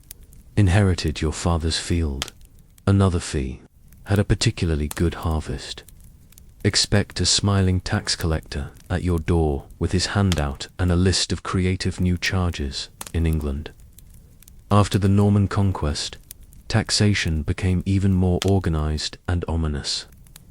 The Doomsday Book, compiled under William the Conqueror, was a giant survey of who owned what, down to how many pigs you had hiding in the back garden. It was essentially a tax sniper scope, and no one escaped its gaze. By the 13th century, kings discovered new ways to raise funds, especially for war. In France and England, monarchs began introducing direct taxes on income and property. But with centralized power came resentment. Tax collectors were often hated more than enemy armies. And when the state pushed too far, revolt. The English Peasants' Revolt of 1381 exploded in response to a brutal poll tax, a flat fee per person regardless of wealth. It was the medieval equivalent of charging a lord and a farmer the same amount and expecting no one to notice. Spoiler. They noticed. Taxation in medieval Europe was a tightrope walk. Enough to fund castles, cathedrals, and crusades, but not so much that it led to pitchforks and fire. And so, from cacao beans to urine, from rice to forced labor, ancient taxation wasn't just about economics. It was about power, control, and the fragile thread between rulers and the ruled. One coin, one grain, one revolt at a time. Let your mind sink deep into the quiet, like a still lake under the moonlight. You are feeling very sleepy. The final journey, Viking funeral rites, and enduring legacies, now. As the last Viking longships vanish into the ethereal mists, and whispers of immortal souls fade into the silence, let your mind gently drift back to where it all began. We've journeyed through grand empires, felt the warmth of sacred fires, listened to the silent burdens of ancient taxes, and witnessed solemn farewell rituals. Now, our journey nears its end, and you're feeling very, very sleepy. Imagine yourself standing on a cold, northern European coastline, where gentle waves lap against the shore, and the wind whispers ancient tales through the cliffs. Beneath the faint moonlight, you can sense the presence of the past, of departed souls, and of the rituals performed to send them on their way. For the Vikings, life on Earth might have been short, unpredictable, and often brutal. But death, that's where the real adventure began. And depending on how you lived, or, more importantly, how you died, your soul might find itself in very different destinations beyond the grave, realms beyond death. The Viking soul's journey in the Viking worldview. Death wasn't a tragic end, but a transition, a new beginning for another voyage. Earthly life was fleeting and tumultuous, but the afterlife was where the true adventures began. Depending on how a person lived, and especially how they died, their soul would find different destinations in the next world, each carrying its own unique meaning and grandeur. The most coveted realm, the dream of every warrior, was Valhalla. Imagine a magnificent, golden hall, belonging to the supreme god Odin. This was where warriors who fell in battle were gathered. They didn't come to rest, but to continue a glorious existence. By day, they fought fiercely, honing their skills and warrior spirit, and by night, they gathered for grand feasts, drinking mead and sharing tales of valor. Their ultimate purpose was to prepare for Ragnarok, the final battle, the end of all things, where they would fight alongside the gods. To reach Valhalla, the prerequisite was to die in battle, ideally while performing a heroic and impressive act.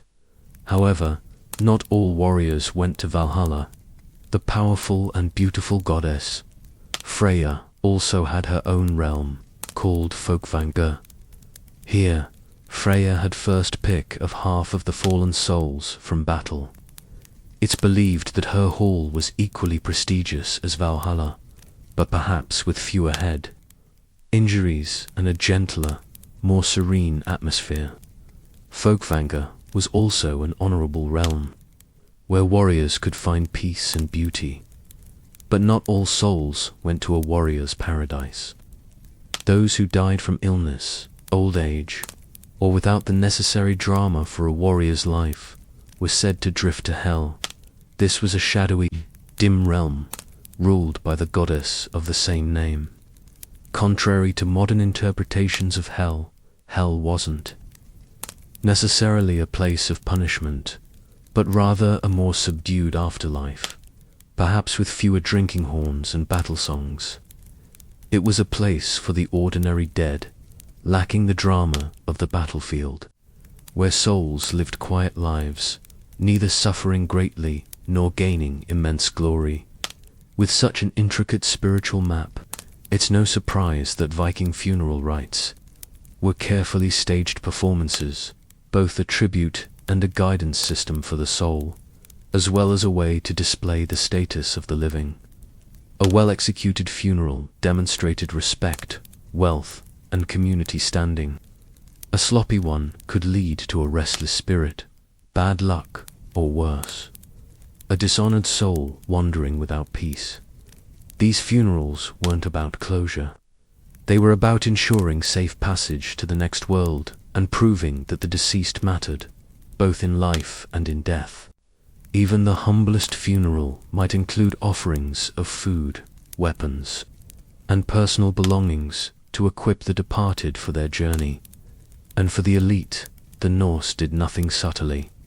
Chieftains, warriors, and nobles often received grand send involving ships, fire, burial mounds, animal sacrifices, and elaborate ceremonies performed with chilling precision.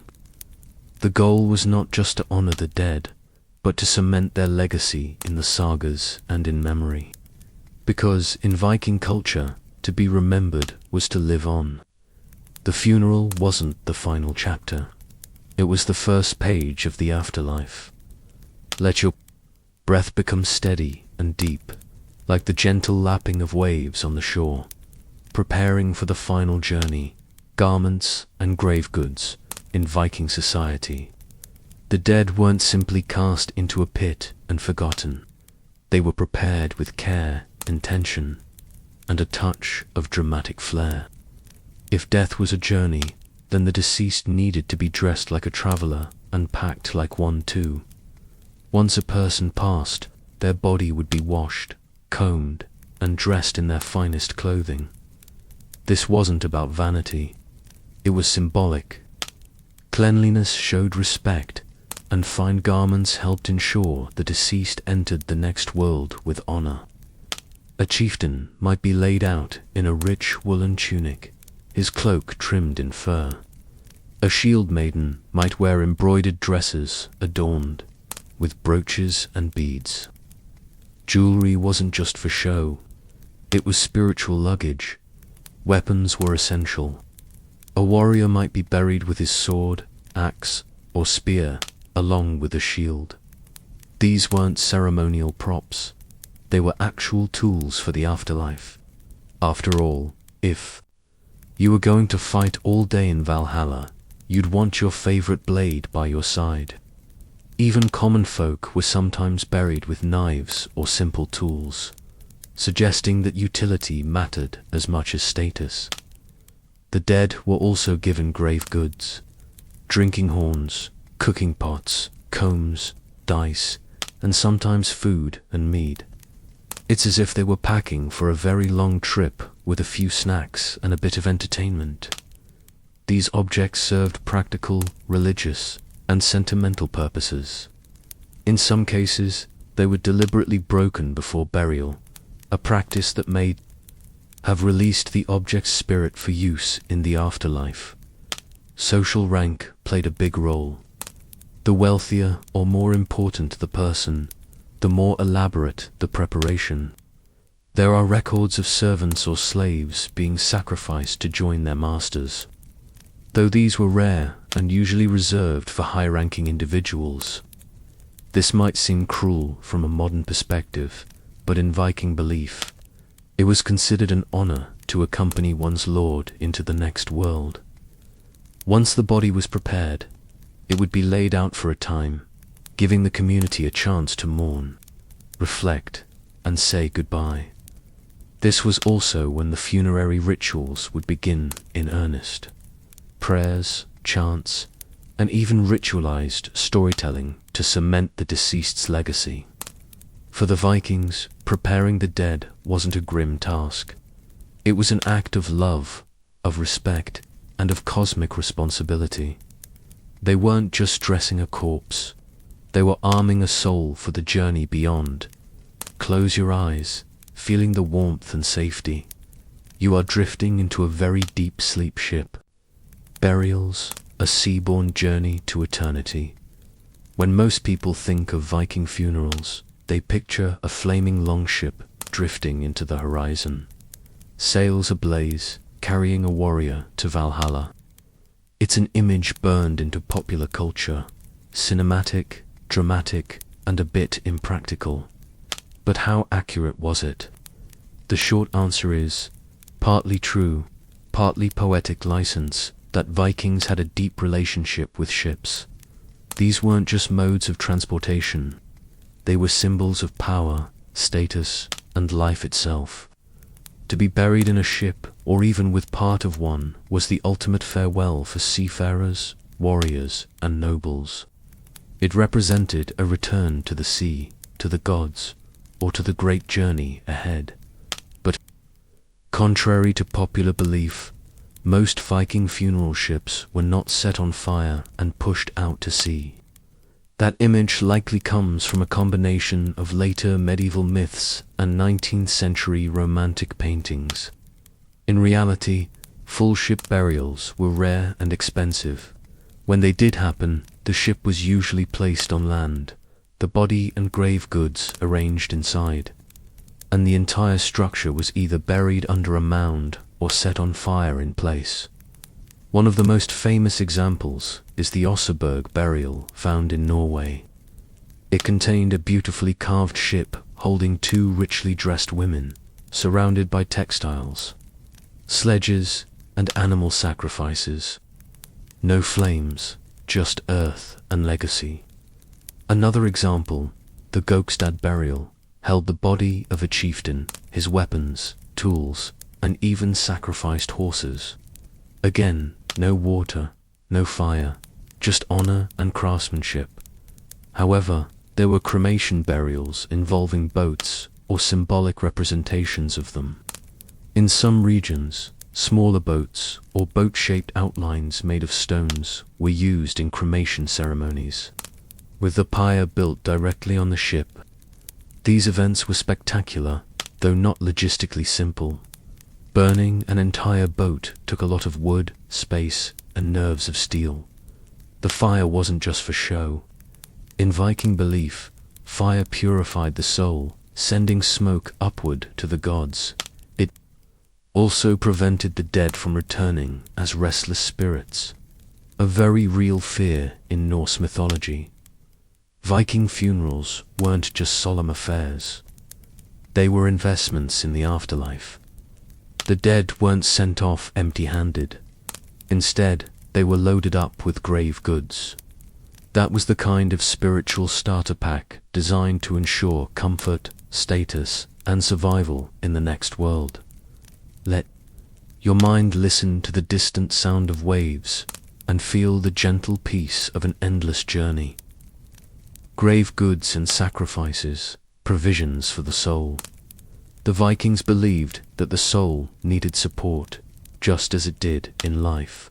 Grave goods were gifts, provisions, and protection designed to carry status and functionality across the cosmic divide. Let's start with the essentials. Almost every Viking burial, from simple farmer to powerful jarl, included tools, weapons, and personal belongings. A man might be buried with his sword, axe, or bow. A woman might have keys, brooches, weaving tools, or even cooking pots. These weren't symbolic trinkets. They were believed to be used by the soul after death in whatever realm they were bound. For, whether Valhalla or Hell, no one wanted to show up unarmed or without proper home goods. Wealthier individuals received more elaborate send-offs. Some burials included drinking horns, board games, imported silks, musical instruments, and entire carts or sledges. One woman in the famous Osseberg burial was interred with an ornate wagon, 5 intricately carved animal heads, and dozens of textiles enough to open a boutique in the afterlife. But what truly set Viking funerals apart was their use of animal sacrifice. Horses were common companions in elite burials, symbols of status, transportation, and power. Archaeologists have uncovered graves with multiple horses, carefully arranged, clearly sacrificed for the occasion. Dogs, hawks, and even oxen also make appearances, each likely chosen for specific spiritual or symbolic reasons. In some cases, the sacrifices extended beyond animals. Slaves or servants might be killed and buried alongside their master. This wasn't casual cruelty.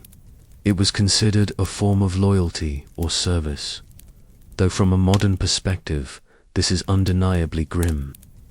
Some accounts, like that of Ahmad ibn Fadlan, describe shocking rituals where a slave girl was ritually killed to accompany her chieftain into the afterlife, believing she would continue to serve him in death. Everything placed in the grave, living or lifeless, had a purpose. The Vikings believed the soul needed support, just as it did in life. Grave goods were gifts, provisions, and protection meant to carry status and functionality across the cosmic divide. Let your mind hear the soft whispers of the past, as souls prepare for their eternal journey. The burial mounds, eternal marks. On the landscape, in Viking culture, death didn't just take someone from the world. It left a mark on it, and that mark was often massive, unmistakable, and visible for miles. Enter the burial mound, or hogger in Old Norse, a carefully crafted hill raised over the dead to honor their life, their deeds, and, frankly, their social standing. These weren't just piles of dirt. Viking burial mounds were deliberate monuments, built with labor and care. A chieftain's mound might be raised over a buried ship or wooden chamber, filled with grave goods and sealed with layers of stone and soil. Some were covered in turf to blend with the landscape. Others were left raw and stony, a permanent message to the living. Someone important lies here. The size of the mound mattered. Bigger mound, bigger legacy. These weren't just graves. They were status symbols, visible reminders of a family's power, wealth, and ancestry. In some cases, mounds were arranged in specific patterns, forming ship shapes or ritual alignments with celestial events. Yes, Vikings were practical, but they were also deeply symbolic. These mounds also served a communal role. They became sacred places, sites of remembrance and storytelling. Families might gather there for seasonal rituals, feasts, or oaths. The burial mound became a bridge between generations, between the living and the dead.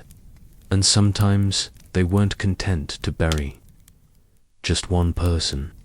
Mounds could contain multiple graves, added over time, turning a single burial into a dynastic monument. In this way, land wasn't just occupied by the living, it was claimed by the dead, shaping identity and memory for centuries. Not all Viking burials were so grand.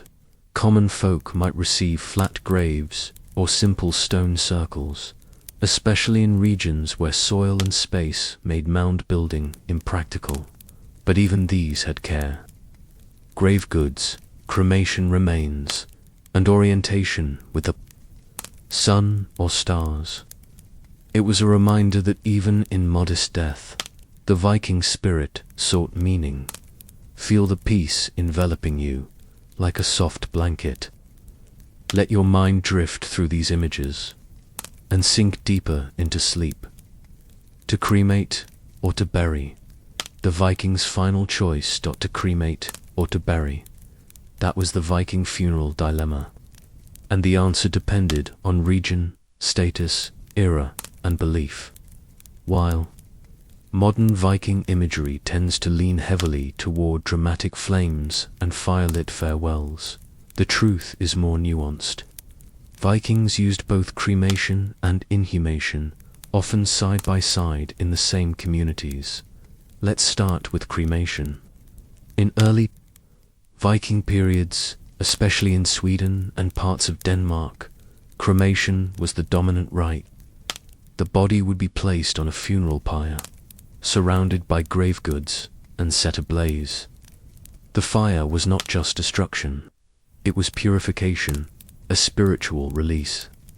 The rising smoke carried the soul upward, perhaps to Odin, perhaps to another realm entirely. After the flames died down, the ashes and charred bones were carefully collected and either buried in an urn or scattered in a stone-lined grave. But cremation wasn't just about reaching the gods. It also served practical purposes. In societies where space was limited, or where wild animals posed a threat to shallow graves, fire made sense. And let's not ignore the psychological side. Cremation ensured the dead didn't return. Norse myths are full of restless spirits, undead warriors, and revenants.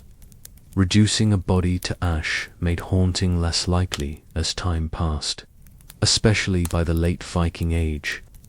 Inhumation, the burial of intact bodies, became more common, particularly under the growing influence of Christianity. Inhumation was more in line with Christian ideas of resurrection and bodily preservation. But even before Christianity, some Viking communities favored burial in chambers, ships, or wooden coffins, with the body laid out in full dress, surrounded by goods, animals, and tools. Interestingly, both methods often coexisted.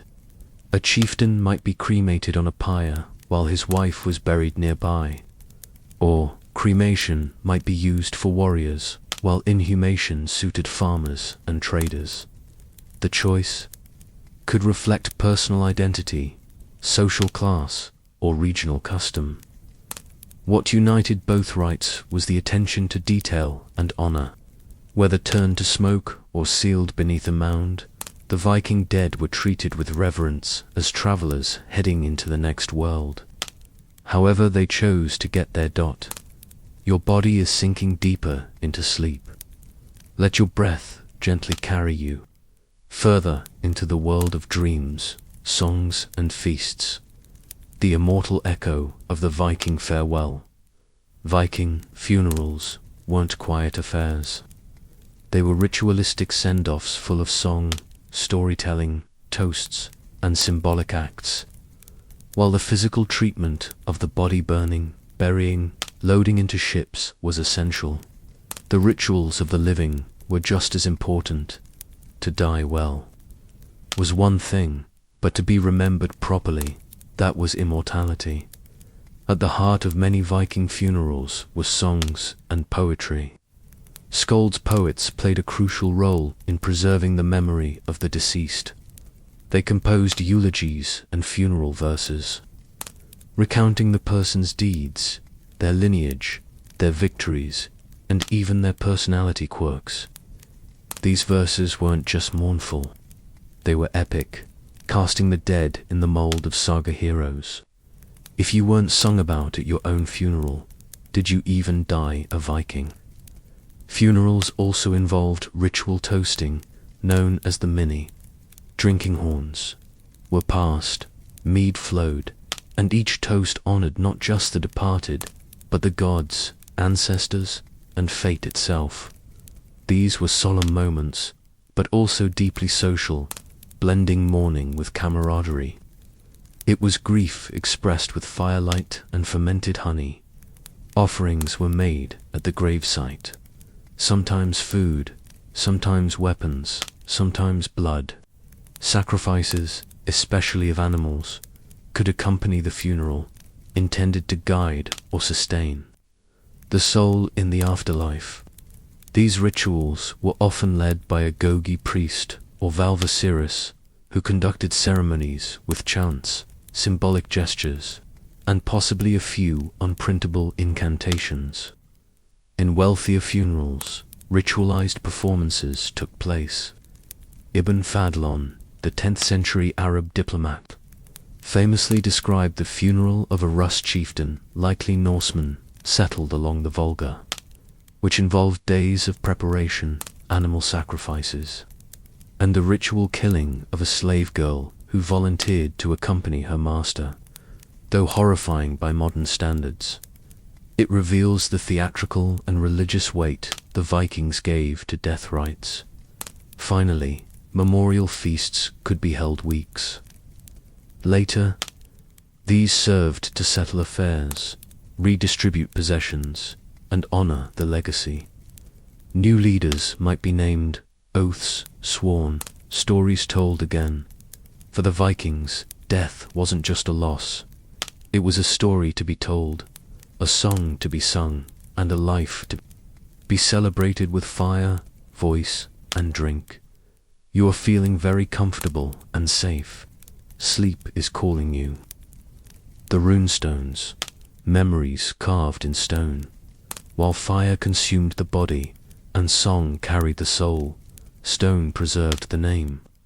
In Viking society, memory wasn't left to chance. It was carved letter by letter into the very bones of the earth. And thus came the rise of the runestone, one of the most enduring Viking traditions of all. Runestones weren't gravestones in the modern sense. You weren't placing a small marker next to a plot. You were erecting a public monument meant to be seen, read, and respected. These stones stood along roads, near bridges, at crossroads, and beside burial mounds. Bold declarations of the life and legacy of the dead.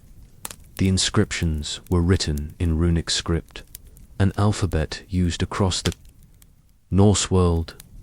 Some were simple. Gunnar raised this stone in memory of his brother. Others were sprawling epics, recounting voyages, battles, and deeds.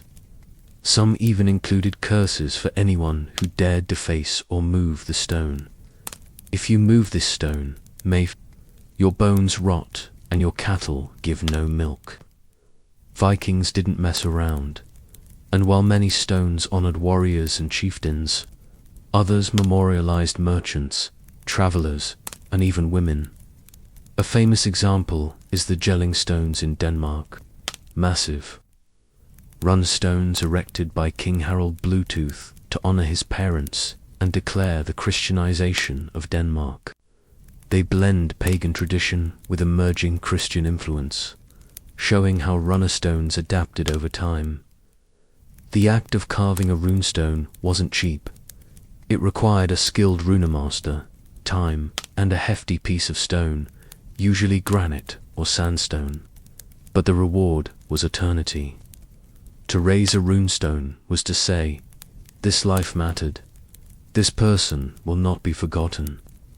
Even centuries later, their words still speak across time. Some runestones included images, ships, weapons, animals, or symbols of power. Others were more abstract, twisting runes into serpent shapes or dragon curves. The artistry was as much a statement as the message itself. In a world of oral tradition, where most stories were passed by voice, the runestone was a physical anchor, an undeniable reminder carved into the world itself. Let these stories gently carry you into a dream. where memories are preserved eternally. The Draugr, the fear of restless spirits. For all their strength and stoicism, the Vikings had one lingering fear that fire, stone, or sword couldn't easily solve: the dead who wouldn't stay dead, because in Norse belief, not all spirits departed peacefully. Some lingered, some returned, and some refused to leave at all.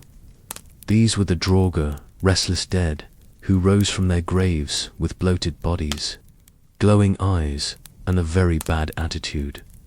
They weren't airy ghosts. They were corporeal, dangerous, and spiteful, known to crush bones, break doors, and sometimes sit on sleeping people like a sweaty boulder of vengeance. The Viking version of a horror movie, except you might actually know the person from your village. What caused a person to become a Draugr? Usually a bad death or a bad life. Greedy, violent, or dishonorable people were prime candidates. So were those who had unfinished business, jealousy, revenge, a sword debt, or just a deep hatred for their relatives. A poorly executed funeral could also result in an unhappy spirit. If the burial rites weren't performed properly, or if the grave goods were stolen, the dead might decide to check back in. To prevent this, Viking funerals included protective rituals. Sometimes the body was buried with heavy stones placed on top to literally pin it down. Other graves show signs of being pierced with spears or stakes, a just-in-case strategy that would make any modern vampire hunter proud. In cremations, the body was burned thoroughly, not just for purification, but to destroy the form the Draugr could return in. But not all lingering dead were evil. Some were ancestral spirits, offering guidance or watching over family lands. These spirits, called fylgr or disir, could be protective if treated respectfully. They were often honored with seasonal offerings and quiet prayers at burial sites. Even the afterlife wasn't free from tension. A warrior's soul might spend eternity fighting in Valhalla, which sounds glorious until you realize it's a forever war with no weekends. The Vikings embraced the idea of struggle even after death. Ultimately, death was never just an ending. It was a beginning, a warning, a haunting, and a story. The dead were never fully gone. They lingered in smoke, in song, in stone, and sometimes in footsteps you didn't expect to hear behind you. Let these stories gently lull you into a deep sleep, where shadows and light, life and death, merge into a peaceful dream. You are sinking deeper and deeper now.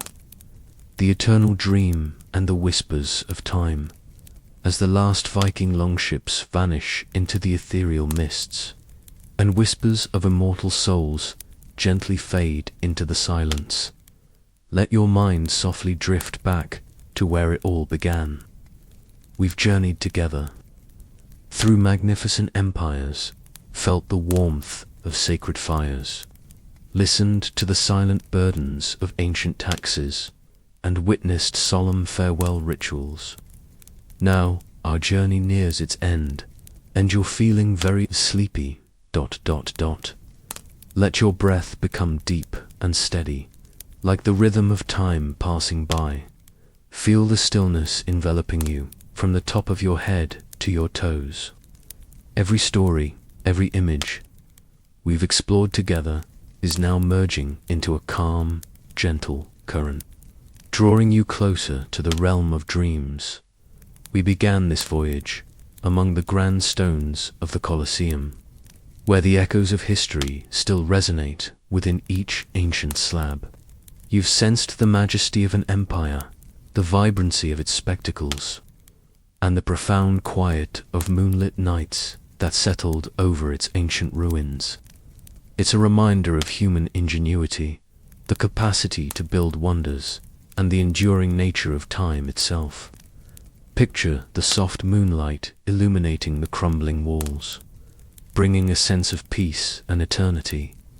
Then we gently drifted towards the whispering fire, a primal element that warmed, guided, and connected humanity to the spiritual world since the dawn of civilizations. From the cleansing Beltane bonfires of the Celts, where smoke carried prayers to the sky, to the eternal fires of Zoroastrianism, symbols of sacred truth, we witnessed the fire of competition and wisdom in Greek torch races, and felt Agni, the fire god, as a divine messenger in ancient India. We saw the sun god's breath in Egyptian fire, and the cosmic cycle of fire in Mesoamerica. Finally, the fire of survival and cosmic destiny in Scandinavia. Fire was more than just warmth. It was a soul, the very breath of deities, an eternal symbol, carrying whispered stories from thousands of years ago. Feel the gentle warmth of these ancient flames spreading through your mind, bringing tranquility and peace. Next, we gently shifted our focus to another aspect, crucial yet often less celebrated in mythical tales: the silent burdens, the contributions that people from millennia past rendered to their great empires. We explored tales of taxation in ancient Egypt, where grain and labor maintained cosmic harmony. We moved to the Roman Empire with its unique tax innovations, even the infamous urine tax. Then we floated across the ocean to the Aztec Empire, where tribute in feathers and cacao beans sustained a vibrant civilization. Ancient China's grand tax machine and the secret of its salt tax underwrote entire dynasties.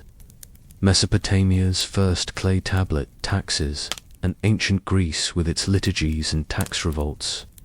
Finally, the Inca Empire with its labor-based taxation and the meta system. Every contribution, however small, was a part of the larger picture, sustaining the operation of magnificent civilizations.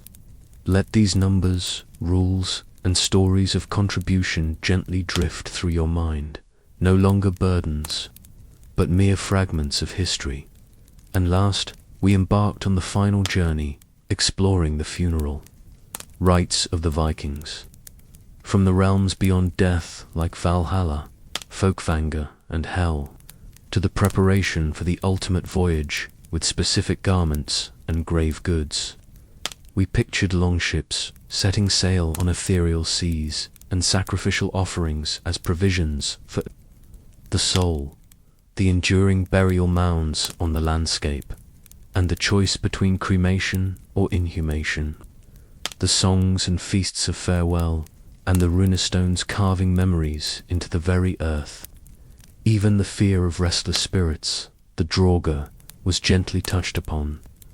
Death was not an end, but the beginning of a grand adventure, a final journey full of meaning. Feel the reverence and peace the Vikings held for death, as an integral part of life itself. Now, all these stories have fulfilled their purpose. They've guided you through wondrous journeys, touching upon deep aspects of human history and spirituality. You have listened, you have imagined, and you have felt. Your body is growing very heavy now, sinking deeper into the comfortable bed. Your eyelids have closed. Your breath is steady and deep. All thoughts, all worries are dissolving, giving way to stillness and peace. Let these final images gently float through your mind. The soft moonlight on ancient ruins, the gentle warmth of sacred fires, the rhythm of burdens long past, and the profound peace of a final journey. You are sinking deeper and deeper into sleep. May you have a beautiful dream, a dream without the limits of time or space, where every story can come true. Good night.